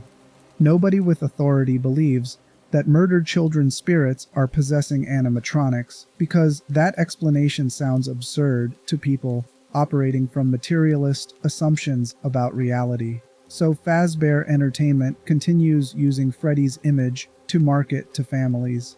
Gabriel continues haunting through Freddy to attack people he perceives as threats. And the actual person responsible, William Afton, operates freely within the system both had created. Understanding Freddy Fazbear requires holding this tension. He's a murdered child seeking justice. He's a corporate mascot enabling institutional evil. He's a friendly character designed to make children happy. He's a vehicle for violence that kills people who don't deserve it. All of these exist simultaneously. None can be separated from the others, and together they create a character who represents how childhood innocence becomes weaponized when institutions prioritize profit over safety. This is why Freddy Fazbear became the icon of Five Nights at Freddy's rather than any other character. He embodies the franchise's central horror, the friendly face hiding something terrible, the entertainment that conceals tragedy, the mascot that represents both victim and system. When players see Freddy approaching in the dark, playing his music box theme, they're not just seeing a jump scare enemy. They're seeing the culmination of every failure that allowed Gabriel's murder, every corporate decision that valued image over accountability, every moment when adults who should have protected children chose profit instead. That makes Freddy Fazbear more than a horror game antagonist. He becomes a symbol of institutional betrayal, of how systems designed to protect the vulnerable can become instruments of their exploitation. Gabriel deserved justice, protection, and accountability for what was done to him. Instead, he got possession, rage, and the bitter irony of becoming the friendly mascot for the same company that enabled his death. Chapter 7. The Psychology of a Child, Frozen in Death. Gabriel's psychological state after possession exists outside any framework that clinical psychology can address. Trauma responses in living children involve disrupted development, difficulty regulating emotions, hypervigilance, intrusive memories, and challenges forming healthy attachments. Gabriel experiences all of these, but without the biological systems that normally process trauma, or the social support structures that help children heal. His consciousness persists without a functioning brain. Whatever creates his awareness operates through supernatural mechanisms that bypass normal neurology, meaning Gabriel experiences emotions and memories without the regulatory systems that moderate those experiences in living humans. When Gabriel feels rage at his killer, that rage doesn't trigger physiological responses that eventually exhaust themselves. The emotion exists as pure psychological state, untempered by fatigue or biological feedback that would normally force even intense feelings to cycle through peaks and valleys. This creates a form of suffering that living humans can't fully experience.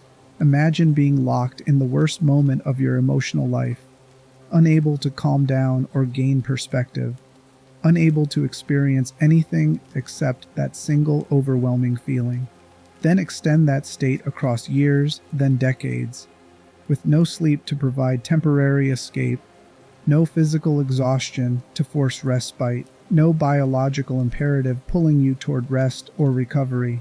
Gabriel exists in this state from 1985 until either the Fazbear's Fright Fire in 2023 or the Freddy Fazbear's Pizza Simulator fire in some unspecified year afterward. That's potentially 38 years or more of continuous traumatized consciousness, experiencing anger and fear and confusion without interruption, without the capacity to process or integrate those feelings into a coherent narrative that would allow healing. The behavior this produces explains why Freddy's hunting seems intelligent, but also limited in specific ways. Gabriel can plan and execute complex actions, navigating through the building, avoiding cameras when advantageous, timing his approaches to maximize vulnerability. This demonstrates cognitive capability that goes beyond simple rage or random violence. But Gabriel also makes fundamental category errors, attacking night guards who aren't his killer, perceiving all adults as threats, failing to recognize that his actions might harm people who could have helped him if he'd found ways to communicate rather than hunt. These limitations make sense when you remember Gabriel died as a young child. His cognitive development was incomplete when his life ended. Whatever understanding of the world he'd developed by that point became his permanent framework, without the opportunity for continued growth and learning that would have occurred if he'd survived. He knows adults can be dangerous because an adult killed him.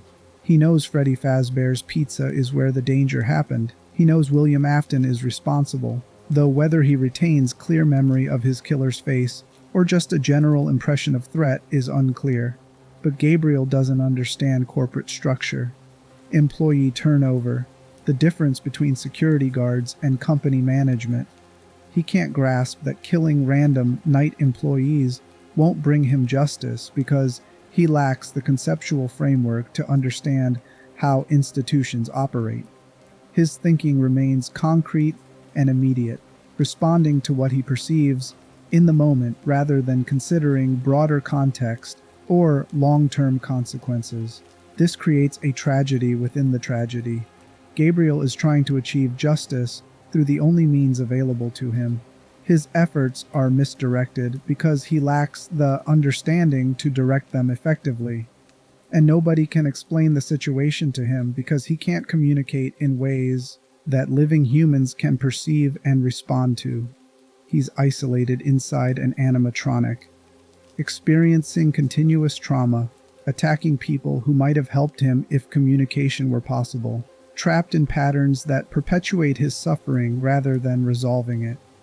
The other murdered children likely experience similar psychological states, each frozen in their trauma, each operating through the limited understanding they'd developed before death. But Gabriel's position as the spirit possessing Freddy gives his experience additional weight.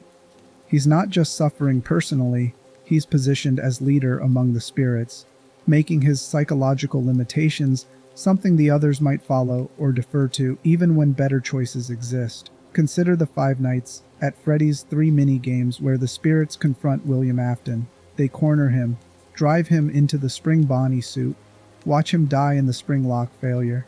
This represents the culmination of their desire for revenge. The moment they finally make their killer suffer, as he made them suffer.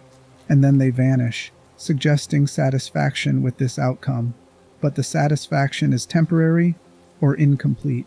The spirits don't achieve actual liberation until the fires that destroy the animatronics entirely.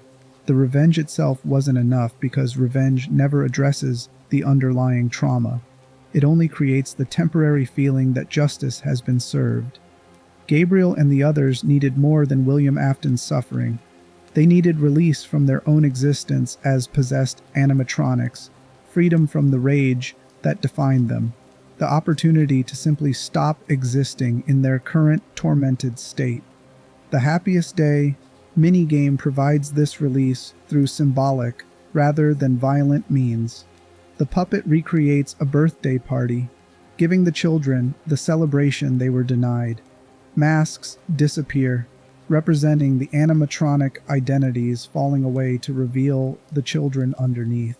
And the spirits move on, not because they defeated their enemy, but because they were given something that acknowledged their loss and allowed them to let go. Gabriel is the first to release his mask.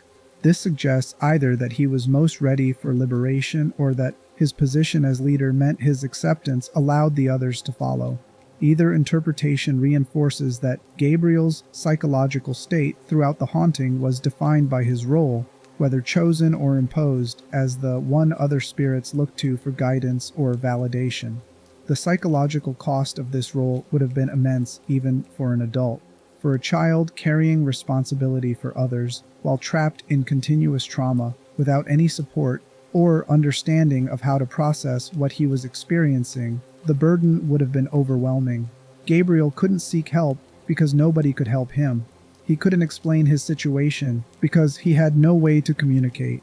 He couldn't even understand his own psychological state because he lacked the conceptual vocabulary to frame possession and supernatural existence. All he could do was feel rage, act on that rage, and hope that eventually something would change enough to allow escape from the nightmare his existence had become.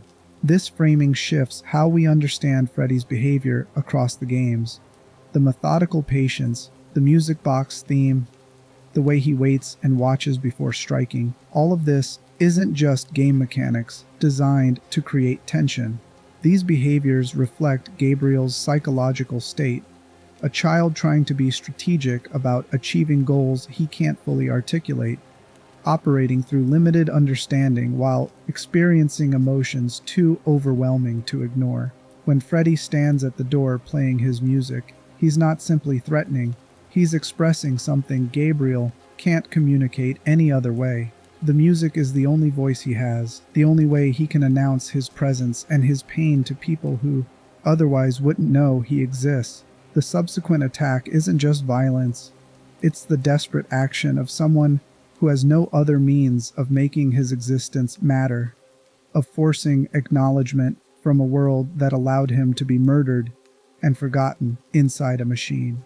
Understanding Gabriel's psychology requires accepting that he's both victim and perpetrator, both suffering and causing suffering, both deserving sympathy and responsible for harm. The same system that failed to protect him from William Afton goes on failing him after death, leaving him trapped in cycles of violence that don't serve his interest and don't bring him closer to actual justice or peace. Fazbear Entertainment benefits from this failure. As long as Gabriel and the other spirits are trapped haunting animatronics, as long as their attacks can be dismissed as malfunctions or superstition, the company avoids accountability for the murders that happened under their watch. Gabriel's psychological limitations become another tool the company uses to avoid consequences, exploiting his inability to communicate or direct his efforts effectively to maintain the plausible deniability that protects their operations. This makes Gabriel's eventual liberation in Happiest Day particularly significant. For the first time in decades, someone gives him something that acknowledges his humanity rather than exploiting his trauma. The puppet's gift of the birthday party isn't justice in any legal sense. William Afton has already been defeated by this point, but it's recognition, validation that Gabriel mattered, that his death was a tragedy worth mourning, that he deserves to be released from the suffering his incomplete understanding has perpetuated. Gabriel accepts that recognition and lets go. His mask falls away, and whatever Gabriel was before the trauma, before the possession, before decades of being Freddy Fazbear, finally gets to rest. Chapter 8: Theories, Interpretations, and the Golden Question. The ambiguities in Five Nights at Freddy's lore have generated extensive fan theories attempting to explain details the games leave unclear. Gabriel's story intersects with several of these theories, particularly regarding Golden Freddy, the nature of possession, and whether consciousness persists across different animatronic versions. Golden Freddy appears as a mysterious fifth animatronic across multiple games, distinguished from Freddy Fazbear by his golden color and supernatural behavior that goes beyond what other possessed animatronics demonstrate. Golden Freddy can teleport, appearing suddenly in the office without traveling through hallways. His jump scare crashes the game in the original Five Nights at Freddy's, suggesting he operates by different rules than the others, and his slumped, inactive appearance when he manifests indicates he's not using a physical animatronic body the same way the others do. Some theories propose that Golden Freddy acts as a ghostly projection of Freddy Fazbear rather than a separate physical entity, potentially sharing a connection to the same spirit. However, the evidence more strongly supports that Golden Freddy is possessed by a separate spirit entirely. Either the crying child from Five Nights at Freddy's 4 or a fifth victim named Cassidy, depending on which timeline interpretation you follow. The crying child theory suggests that the boy who died in the bite of 83, whose brother and friends shoved him into Fredbear's mouth as a prank, became Golden Freddy through possession of the Fredbear spring lock animatronic. This would make Golden Freddy's supernatural capabilities a reflection of the crying child's death, being connected to Fredbear directly, rather than being a victim stuffed into an animatronic after death like Gabriel and the others. The Cassidy theory, supported by evidence from the survival logbook and other sources, suggests that a fifth murdered child named Cassidy possesses Golden Freddy. This victim would have died in the same incident as Gabriel, making them fellow victims with connected but distinct stories. Cassidy's possession of Golden Freddy would parallel Gabriel's possession of Freddy, with both children becoming the most iconic versions of the Freddy character line. Either interpretation keeps Gabriel's story focused on Freddy Fazbear specifically, rather than dividing his presence across multiple animatronics. This makes narrative sense. Gabriel's characterization relies on him being trapped in a single animatronic, experiencing existence through its systems, developing the methodical hunting behavior specific to Freddy. Splitting his presence would dilute the psychological continuity that makes his story work as tragedy.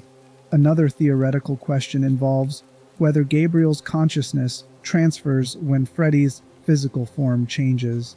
The original Freddy becomes Withered Freddy in Five Nights at Freddy's 2 after the location closes and he's moved to the new building.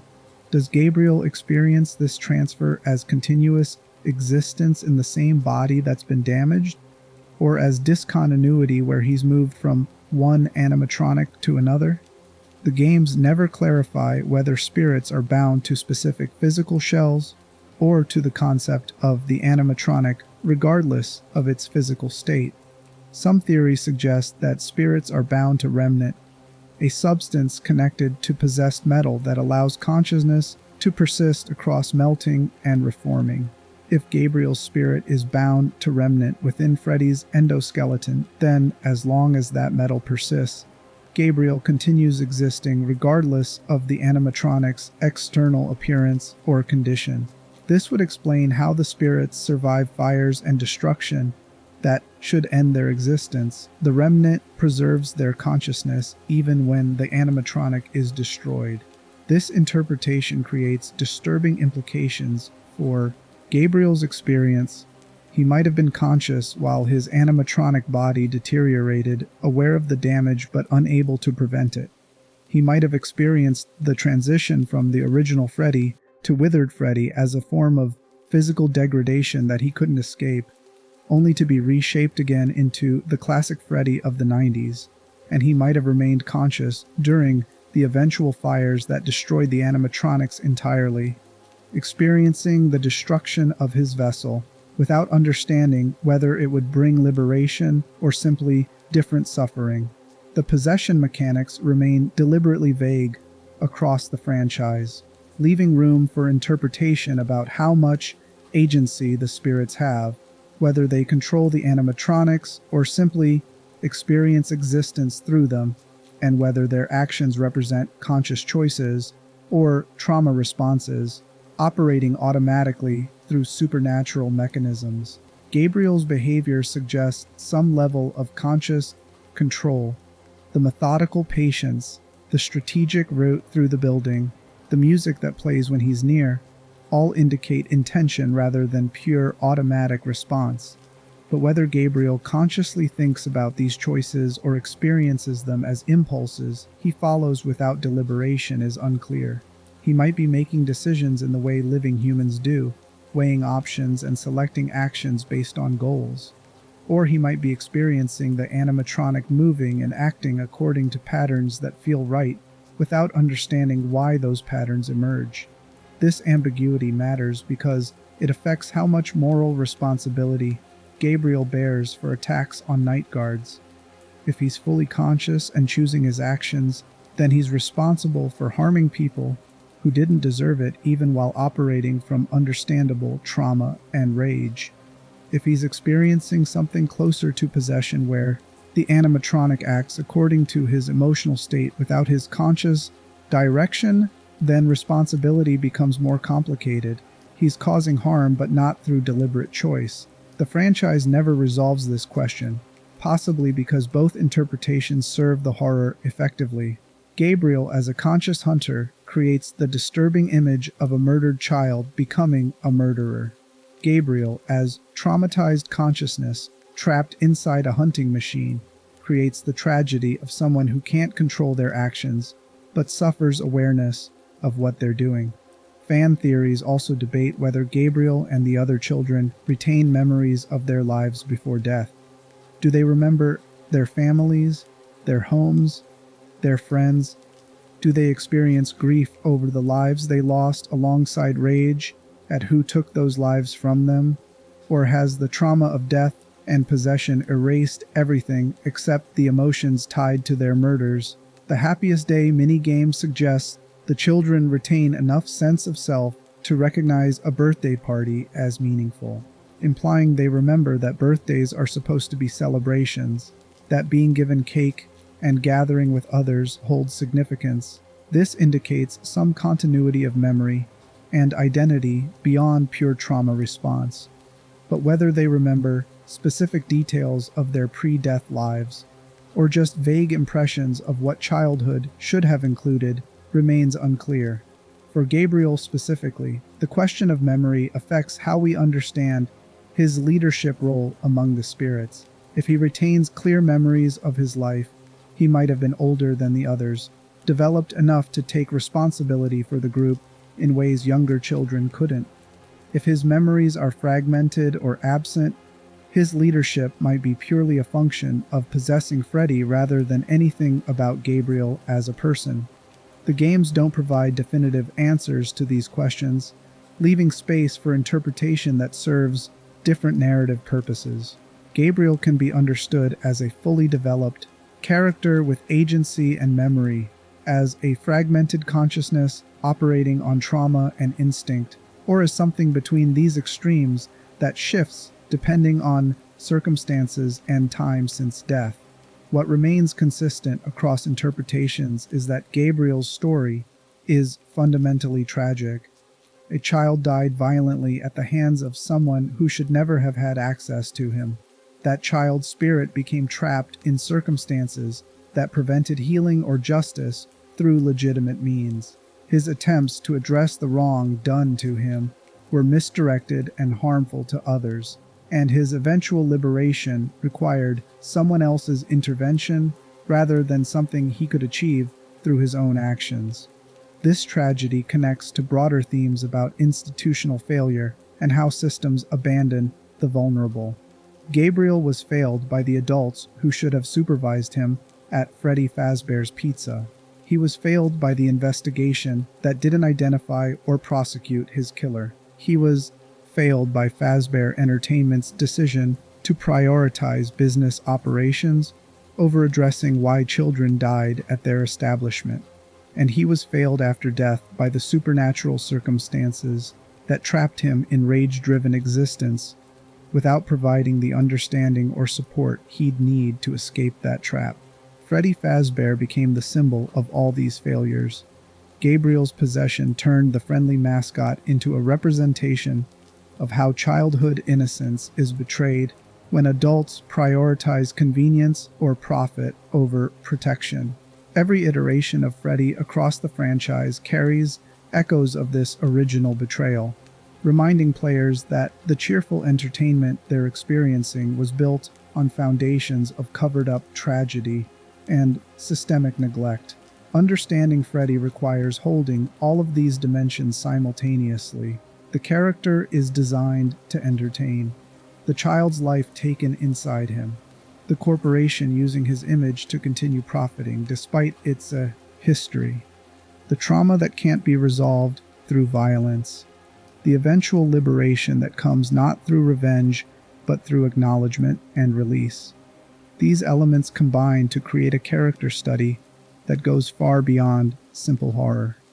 Freddy Fazbear represents what happens when innocence encounters institutional evil, when systems designed to protect instead enable predation, when victims are denied justice and forced into patterns that perpetuate suffering rather than ending it. Gabriel deserved better at every stage of his story. He deserved protection that prevented his murder. He deserved the investigation that brought his killer to justice. He deserved support after death rather than imprisonment in rage.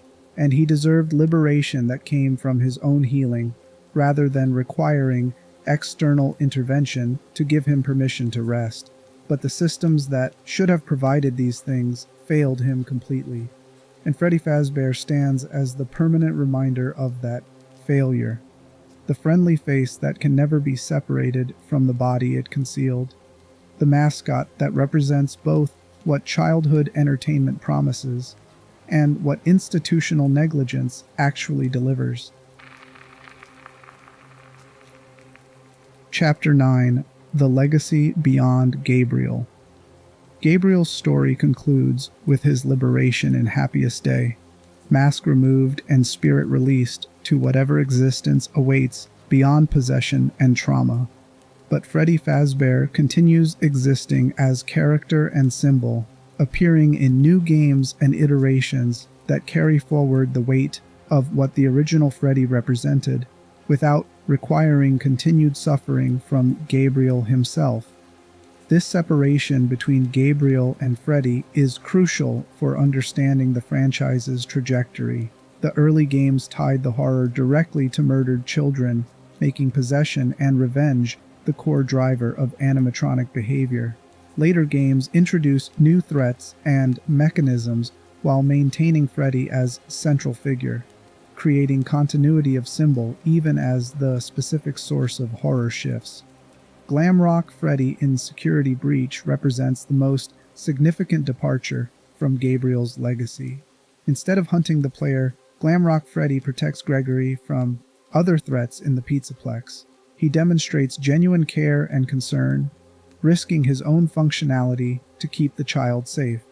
This role reversal suggests that the Freddy character can be redeemed, that future iterations don't have to carry the curse of past tragedies forever. Some interpretations suggest Glamrock Freddy is possessed by Michael Afton, William's son who spent the franchise trying to undo his father's evil and free the spirits his father trapped. If Michael's spirit inhabits Glamrock Freddy, it would explain the protective behavior and the deviation from patterns established in earlier games. Michael would want to protect children rather than harm them, using Freddy's form to finally achieve the redemption he'd sought throughout his tragic life. Other interpretations argue Glamrock Freddy is simply advanced AI that developed genuine protective instincts through interaction with Gregory, representing technological evolution that creates something authentically good, without requiring supernatural possession. This reading suggests that Freddy Fazbear's character can embody positive values when separated from Fazbear Entertainment's institutional corruption and William Afton's evil influence. Either way, Glamrock Freddy demonstrates that Gabriel's suffering doesn't have to define every future iteration of the character. The Freddy who protected Gregory shows what the mascot could have been all along if tragedies hadn't corrupted the character's meaning. This creates bittersweet reflection on Gabriel's story, knowing that future children might experience Freddy as genuinely friendly and protective, while Gabriel himself never got to be the recipient of that care during his life or after his death. The cultural impact of Freddy Fazbear extends beyond the games themselves.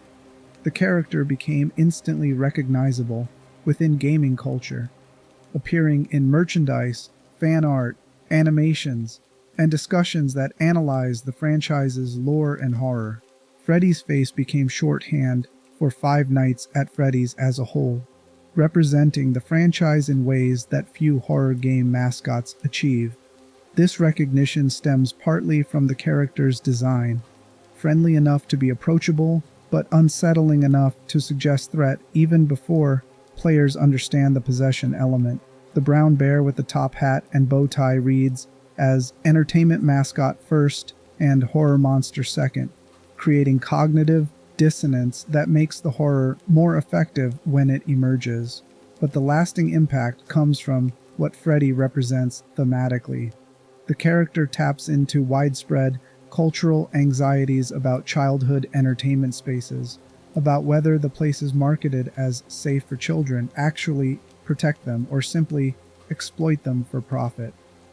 Chuck E. Cheese style establishments exist worldwide, promising fun and celebration while operating as businesses with all the cost cutting and liability management that profit motive creates. Freddy Fazbear's Pizza takes this dynamic to its darkest extreme, showing what happens when an entertainment venue becomes the site of tragedy, and the company running it prioritizes brand management over accountability. Parents see Freddy Fazbear and recognize the mascots their own children love, the costumed characters at theme parks and restaurants who wave and pose for photos. The franchise asks unsettling questions about those spaces. What happens behind the scenes?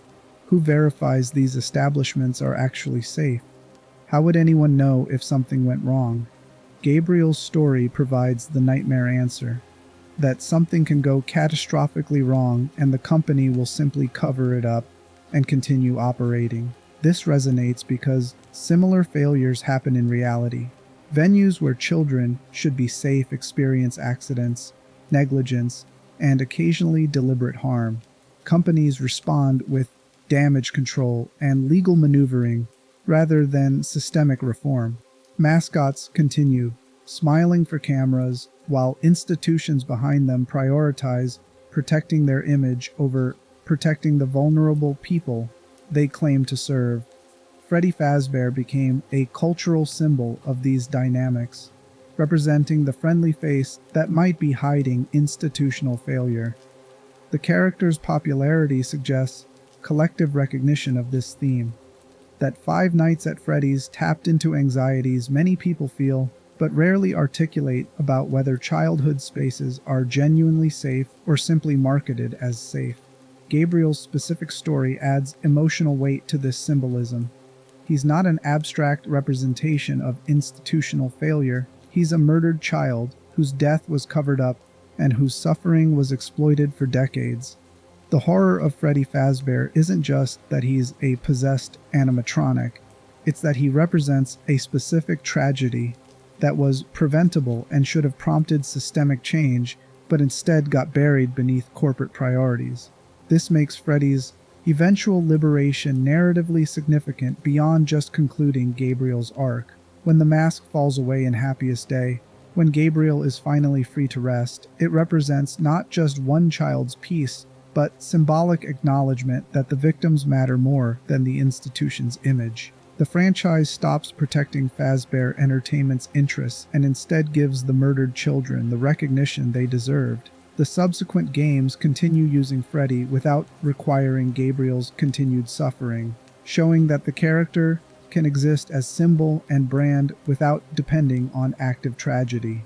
This allows the franchise to explore new horror concepts while maintaining the thematic core that made Freddy meaningful, the tension between friendly appearance and hidden danger, between marketed innocence and institutional guilt.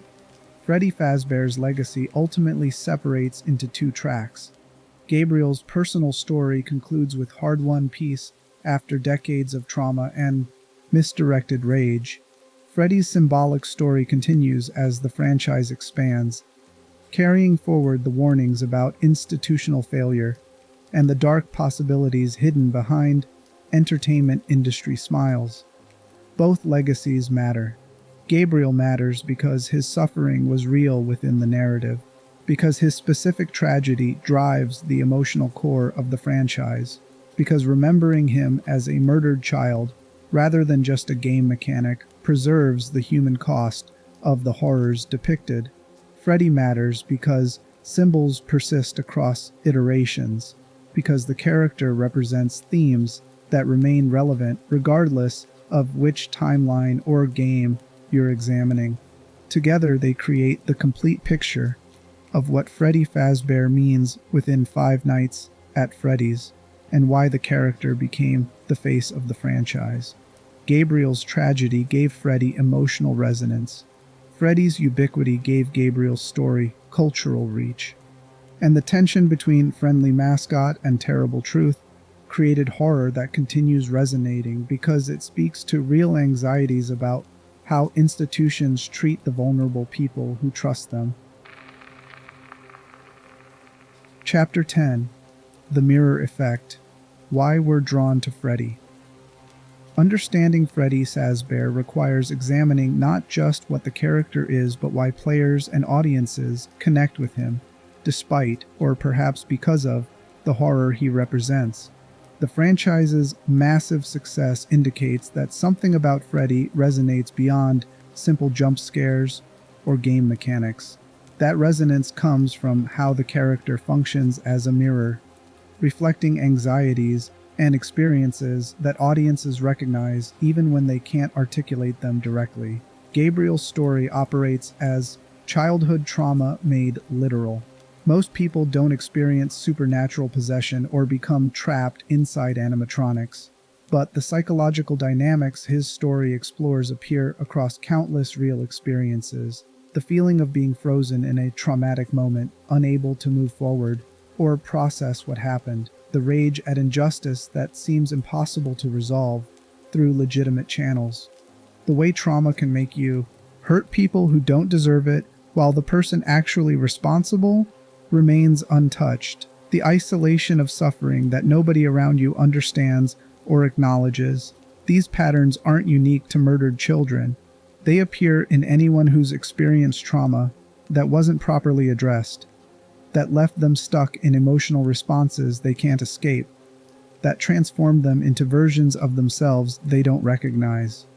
Gabriel trapped in Freddy becomes a metaphor for anyone trapped in their worst moments, operating from pain rather than choice, unable to break patterns even when those patterns cause harm. The institutional dimension adds another layer of recognition. Fazbear Entertainment's response to the murders, prioritizing brand management over accountability, mirrors how real institutions handle failures. Schools that cover up bullying or abuse rather than addressing systemic problems.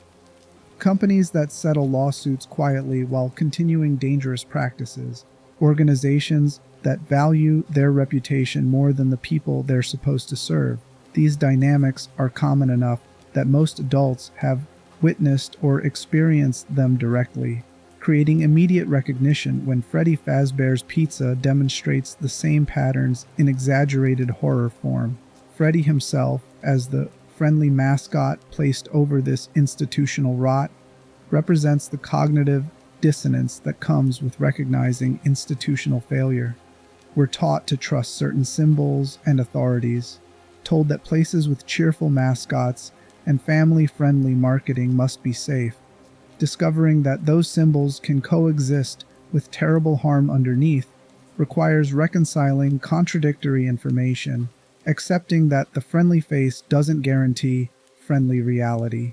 This reconciliation is psychologically difficult. It's easier to dismiss warnings about institutions as exaggeration or paranoia than to accept that places marketed as safe might actually pose danger. Freddy Fazbear forces that acceptance by making the contradiction explicit, showing a character who's simultaneously marketed as child-friendly entertainment and actively dangerous to anyone in his vicinity. The horror comes partly from having to acknowledge that both realities exist at once, that the marketing isn't lying about Freddy being an entertainment character, but also isn't telling the truth about what that character has become. The powerlessness players experience in Five Nights at Freddy's connects to broader feelings of helplessness against institutional systems. You can't fight Freddy directly. You can't disable him permanently. You can't report him to authorities or expect someone else to resolve the danger. All you can do is survive until your shift ends, managing limited resources while hoping that's enough to avoid becoming another victim. This mirrors how many people experience institutional failures in reality. You can't single-handedly fix a corrupt company or reform a broken system. You can only manage your own survival within that system, trying to avoid the worst consequences while hoping someone with more power eventually addresses the underlying problems. The Night Guard's experience becomes everyone's experience when facing institutions that should protect them but instead create danger they have to navigate alone. Gabriel's misdirected violence adds uncomfortable recognition for anyone who's acted destructively from their own pain. Trauma doesn't make people only hurt those responsible for their trauma. It often makes them lash out at whoever's available, creating cycles where victims become perpetrators, not through malice, but through inability to process suffering in ways that don't harm others. Gabriel attacking night guards who aren't his killer parallels, anyone who's taken their pain out on people who didn't deserve it, who couldn't separate their trauma response from their current reality, who hurt others while trying to protect themselves from perceived threats. This doesn't excuse the harm, but creates space for understanding how trauma perpetuates itself. Gabriel isn't evil for attacking innocent people. He's trapped in psychological patterns that emerged from his death and possession. Similarly, people who act destructively from their trauma aren't necessarily malicious. They're operating from damage that hasn't healed, and often can't heal without support and intervention they don't receive. The eventual liberation and happiest day represents what many trauma survivors need but don't get: acknowledgement of what was done to them, permission to let go of the rage that sustained them, and the opportunity to simply stop carrying the weight of their worst experiences. The puppet giving Gabriel that birthday party symbolizes someone finally providing what the system should have offered decades earlier: recognition that he mattered, that his death was wrong, that he deserves peace rather than endless suffering. That this comes so late, after Gabriel has spent decades haunting and harming others, reflects how real trauma often goes unaddressed until massive damage has accumulated. People carry their pain for years or lifetimes before finding support or healing, hurting themselves and others throughout that time, not because they want to, but because they don't know how to stop. Gabriel's story compresses this into supernatural horror, but the underlying dynamic remains recognizable to anyone familiar with how trauma works when left untreated. The character study of Freddy Fazbear ultimately reveals why certain horror resonates culturally while other horror remains niche. Freddy works because he's specific enough to be compelling, with Gabriel's individual story creating emotional investment, while also being universal enough that audiences recognize themselves or their experiences in what he represents. The friendly mascot hiding institutional failure, the trauma victim trapped in destructive patterns, the system that values image over accountability, the powerlessness of trying to survive circumstances you can't escape or fix. These themes connect across demographics and experiences because they describe dynamics that appear throughout human society.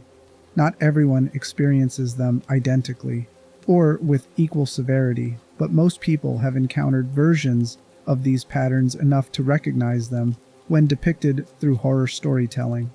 Freddy Fazbear became iconic because the character synthesizes these recognizable elements into a single figure who's simultaneously sympathetic and threatening, victim and perpetrator, symbol of childhood joy, and reminder of childhood vulnerability.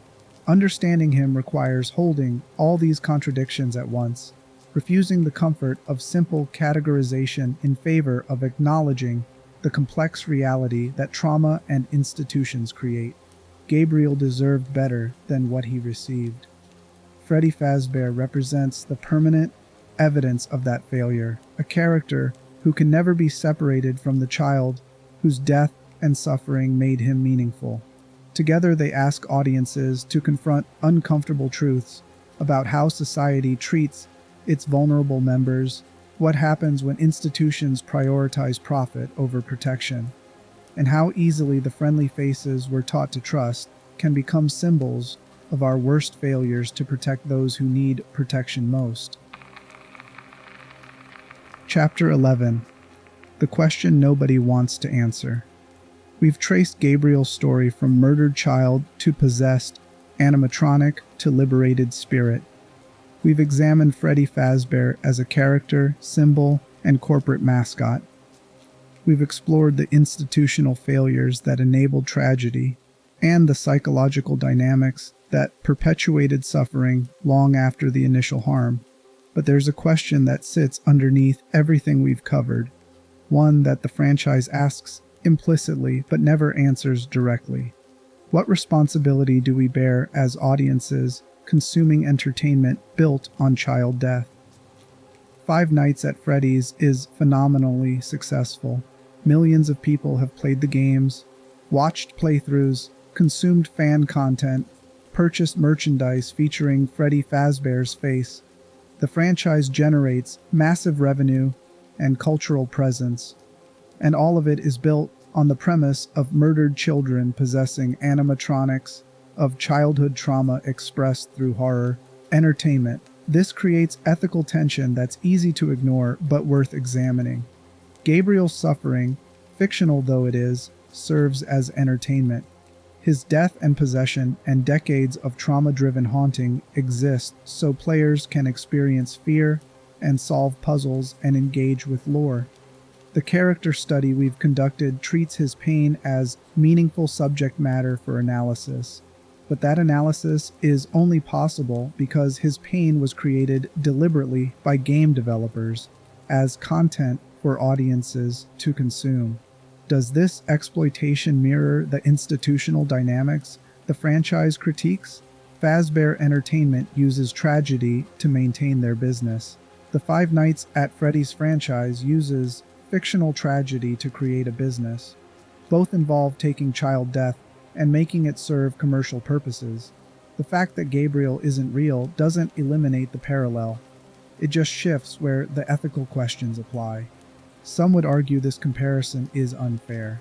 Fiction about trauma isn't equivalent to actual exploitation of trauma victims. Stories exploring difficult themes serve purposes beyond mere entertainment, creating space to examine dynamics that are hard to confront directly, providing catharsis for audiences processing their own experiences, generating discussion about institutional failures and trauma responses. Gabriel's fictional suffering might help real people understand their own suffering or recognize patterns they've witnessed in reality. Others would counter that horror entertainment about child death, regardless of artistic intent or thematic depth, ultimately commodifies that suffering for profit.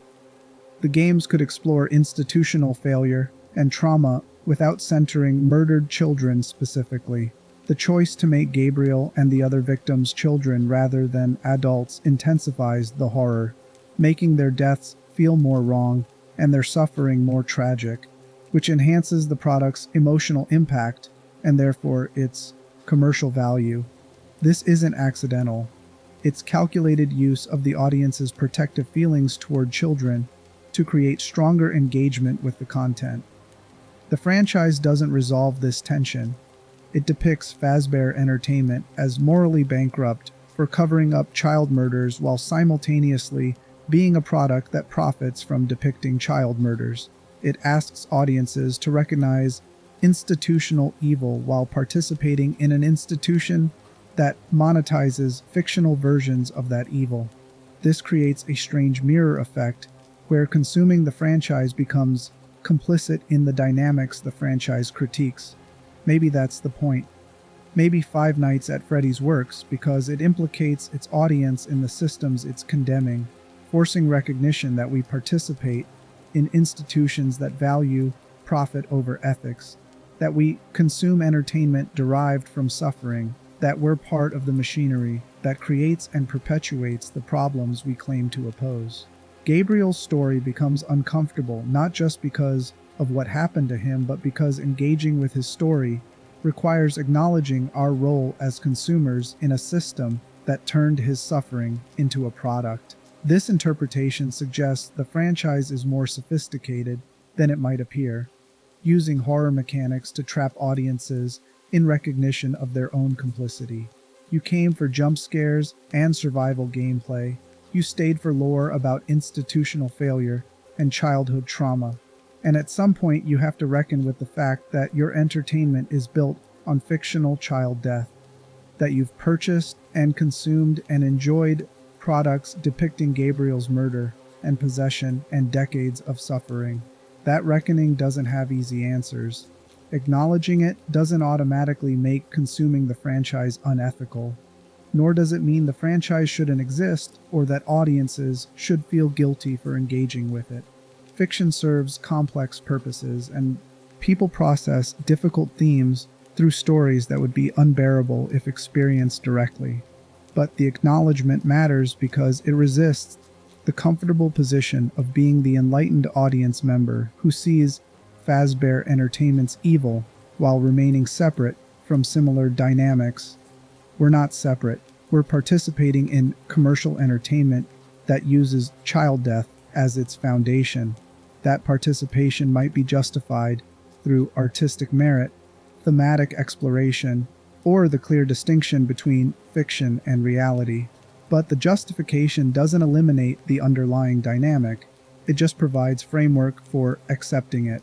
Freddy Fazbear stands at the center of this ethical tangle. He's Gabriel, a murdered child whose suffering is real within the narrative and deserves to be treated with the gravity that child murder demands. He's also a mascot for a massively profitable franchise, his image plastered on merchandise and advertisements, his story packaged as entertainment for mass consumption. Both realities coexist in the same character, creating the same cognitive dissonance that Fazbear Entertainment creates within its own universe. Understanding Freddy requires holding this dissonance without resolving it. He's victim and product simultaneously. His story critiques the commercialization of tragedy while being itself commercialized tragedy. The horror he represents is both authentic exploration of trauma and exploitation of trauma for entertainment value. All of these are true at once, and acknowledging all of them prevents either comfortable dismissal of ethical concerns or an righteous condemnation of audiences who engage with the content. This complexity is what makes Freddy Fazbear genuinely interesting as a character study rather than just an effective horror game antagonist. He exists at the intersection of victim advocacy and victim exploitation, institutional critique and institutional replication, art and commerce, meaning and merchandise. Analyzing him requires navigating all of these tensions honestly rather than pretending they don't exist or can be easily resolved. Gabriel's liberation in Happiest Day doesn't resolve these tensions either. Within the narrative, he finds peace and escapes his suffering. In reality, his suffering continues being packaged and sold as entertainment, with new games and content ensuring that Gabriel's story remains commercially viable years after the narrative concluded his arc. The boy gets to rest, but the product keeps working. Maybe the most honest response to this tension is simply recognizing it exists and making conscious choices about engagement rather than passively consuming without consideration. Ask what purposes the content serves beyond entertainment. Consider whether it handles difficult themes with appropriate gravity or exploits them for shock value. Examine your own responses and what they reveal about your relationship to institutional systems and trauma narratives, and acknowledge that consuming this content makes you part of the dynamics it depicts, participant rather than external observer. These aren't comfortable recognitions. They make entertainment less straightforward, requiring thought about ethics and complicity in contexts where you'd rather just enjoy a horror game. But discomfort with these questions might be the point. If Five Nights at Freddy's only worked as entertainment without prompting deeper examination, it would be less interesting and less culturally significant.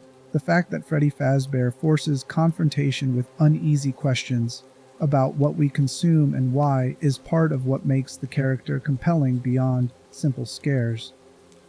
Gabriel never chose to become a symbol or a product. His story was created to serve those purposes from the beginning. But within that framework, his suffering was depicted with enough specificity and emotional weight that it resists pure commodification. You can't engage with Gabriel's story without recognizing it as tragedy, without feeling that a child's death and possession and decades of trauma-driven violence represent something genuinely wrong that should never have happened. That recognition is what makes the exploitation bearable, or at least navigable. The franchise doesn't treat Gabriel as disposable. His liberation matters narratively. His suffering is framed as requiring acknowledgement and resolution. The story may profit from depicting his pain, but it doesn't dismiss that pain as meaningless or acceptable. There's a difference between using difficult themes for commercial purposes while treating them seriously, and simply exploiting those themes without care for their weight or implications. Five Nights at Freddy's mostly stays on the side of treating Gabriel's story seriously, though reasonable people can disagree about whether the proliferation of merchandise and content crosses into exploitation territory. What's clear is that the question matters, that examining these ethical dimensions is part of what complete character analysis requires, and that Freddy Fazbear's cultural significance comes partly from operating in this complex space where entertainment and ethics intersect uncomfortably. Understanding Freddy means understanding Gabriel. Understanding Gabriel means recognizing how his suffering was created to serve narrative and commercial purposes. And understanding those purposes means examining our own role as audiences who've made those purposes profitable and culturally influential. The character study isn't complete until we include ourselves in the analysis, acknowledging what our engagement with Freddy Fazbear reveals about what we're willing to consume and how we justify that consumption. Chapter 12. What Remains. The mask falls away. Gabriel accepts the birthday cake the puppet offers, the celebration he was denied in life finally given to him decades after death. The other children follow his lead, their masks disappearing one by one until all five are free. The screen fades, the minigame ends, and somewhere in whatever passes for afterlife in the Five Nights at Freddy's universe, Gabriel finally gets to rest. But Freddy Fazbear remains. The character exists in new games, new timelines, new iterations that carry forward elements of what the original represented while introducing new dimensions. Glamrock Freddy protects rather than hunts. Molten Freddy suffers in forms that barely cohere. Each version reflects different aspects of what Freddy means within the franchise, different possibilities for what a character built on tragedy can become. The original Freddy, the one Gabriel possessed, the one who walked through Freddy Fazbear's Pizza playing his music box, theme before attacking night guards who couldn't defend themselves, remains the foundation. Every other version references back to that original, carrying forward the weight of what Gabriel and Freddy became together. Even when the specific circumstances change, this persistence matters because it suggests that some tragedies don't get fully resolved. They transform, shift into new configurations, create echoes that ripple forward through time. Gabriel found peace, but the systems that failed him continue operating. Fazbear Entertainment closes and reopens and reinvents itself, but never fundamentally changes its priorities. William Afton dies and returns, and dies again, but his influence persists through the technologies he created and the damage he inflicted. The friendly mascot meant to make children happy remains permanently connected to child death, no matter how many times the character gets redesigned. These patterns reflect how institutional failures work in reality. Problems get addressed superficially while root causes remain untouched. Public relations campaigns create appearance of change while operational practices continue unchanged. Tragedies prompt promises of reform that fade once media attention moves elsewhere. And the vulnerable people these systems are supposed to protect remain vulnerable because addressing their needs meaningfully would require institutional transformation that's more expensive or complicated than those institutions are willing to undertake. Freddy Fazbear embodies this dynamic perfectly. The character should have been retired after the missing children incident. His association with tragedy should have made him unusable for family entertainment. Instead, Fazbear Entertainment made minor adjustments, introduced new versions, and kept using Freddy's image because he was too profitable to abandon. The company bet correctly that audiences would continue responding to the friendly bear mascot despite vague awareness of past incidents, that the marketing power of Freddy's character would outweigh concerns about his history. This calculation works in fiction and reality. Brands survive scandals through strategic communication and time. Institutions weather crises by making minimal changes and waiting for public attention to shift. The systems remain fundamentally unchanged while successfully creating the impression of accountability and reform. Freddy still performs on stage. Fazbear Entertainment still operates restaurants. Children still celebrate birthdays there. And the murdered children's bodies still decompose inside the animatronics, while everyone pretends normalcy has been restored.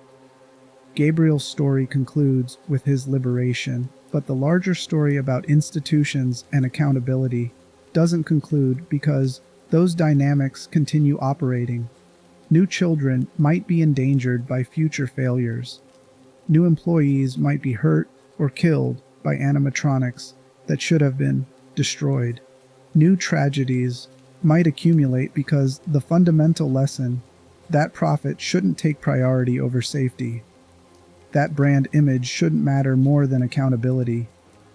That friendly appearances can hide catastrophic failure never gets learned or implemented meaningfully. This is what makes Freddy Fazbear more than a horror character. He represents patterns that persist across contexts and timelines because the incentives that create those patterns remain unchanged. As long as institutions prioritize their own preservation over the people they're supposed to serve, as long as commercial success matters more than ethical operation, as long as friendly marketing can obscure operational failures, there will be more Freddys, more mascots hiding institutional rot, more cheerful faces placed over suffering and negligence, more situations where the people harmed by these systems are blamed or dismissed, while the systems themselves continue functioning. Gabriel got justice eventually. He got peace eventually. But eventually came decades too late, after years of suffering that could have been prevented if the adults around him had prioritized his safety over Fazbear Entertainment's business interests. His liberation doesn't undo those decades. It doesn't bring back the childhood he lost. It doesn't restore the relationships he should have had, or the life he should have lived. It simply ends his ongoing suffering, which is something but not enough. That insufficiency is worth sitting with. Justice delayed is justice denied, the saying goes, and Gabriel's story proves it. He deserved intervention immediately after his murder. He deserved the investigation that identified and prosecuted William Afton. He deserved a company that shut down and took responsibility, rather than covering up and continuing operations. Every moment between his death and his liberation represents continued failure to provide what he deserved. Freddy Fazbear's character encapsulates all of these failures in a single image: the brown bear with the top hat and bow tie, standing center stage with his microphone, ready to perform for audiences who have no idea what he contains. That image has become iconic within gaming culture, instantly recognizable, emotionally resonant, meaningful beyond the specific mechanics of any individual game. The meaning comes from what the image represents: childhood innocence corrupted, institutional evil disguised as family entertainment. trauma that can't be escaped or resolved through the methods available to victims, the powerlessness of trying to survive systems designed to exploit you, and the terrible reality that friendly appearances often hide the worst dangers, that trustworthy symbols can mark sites of profound betrayal. These themes resonate because they're not unique to Five Nights at Freddy's. They appear throughout human experience in contexts ranging from individual traumas to systemic failures. Freddy Fazbear gives them specific form, makes them concrete enough to examine and discuss, provides framework for understanding dynamics that might otherwise remain vague and unnameable. Gabriel's contribution to this meaning can't be overstated. Without him, Freddy would be just a malfunctioning robot, a gameplay obstacle without emotional weight. Gabriel's presence, his specific story of being murdered and trapped and driven by trauma to harm others while seeking the justice he'd been denied, transforms Freddy into something that matters beyond mechanics. The character becomes a person, or the fusion of person and machine, or the tragedy of a person trapped inside a machine. However you frame it, Gabriel is what makes Freddy Fazbear worth studying as a character, rather than just obstacle. The hours we've spent examining Freddy's history, Gabriel's psychology, the institutional failures and thematic resonances, and ethical tensions, all of this is only possible because Gabriel's story was specific and emotionally coherent enough to generate this level of analysis. Generic ghost haunting, generic animatronic wouldn't sustain this examination, but Gabriel possessing Freddy, with all the particular details of his circumstances and the broader implications of what those circumstances represent, creates depth that rewards extended attention. That depth comes from the franchise taking child death seriously enough to build complex narratives around it rather than using it purely for shock value. Gabriel matters within the story. His suffering has weight and consequences. His liberation requires deliberate intervention and represents meaningful resolution. The narrative might use his tragedy for horror entertainment purposes, but it doesn't dismiss that tragedy as unimportant or disposable.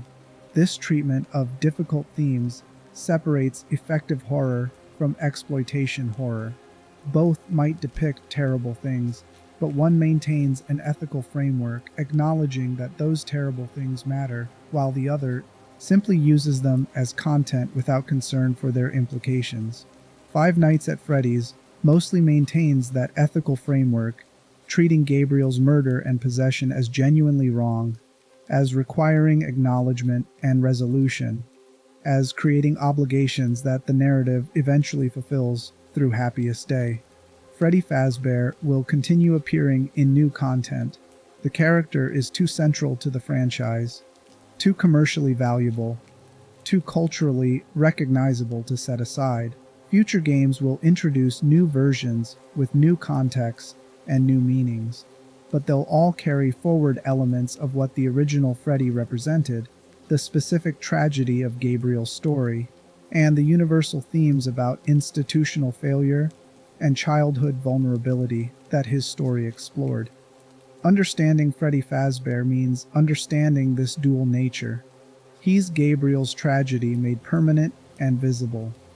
He's also a symbol that transcends Gabriel's individual story, representing broader dynamics about how institutions treat vulnerable people and what happens when friendly appearances mask catastrophic failures. Both dimensions matter. Both contribute to why Freddy became iconic rather than just another horror game monster. Gabriel gets to rest now. His mask fell away. His spirit found peace. Whatever he is after liberation, he's no longer trapped inside Freddy Fazbear, no longer driven by trauma to hunt people who don't deserve it, no longer suffering in the specific way that defined his existence for decades after death. But Freddy remains.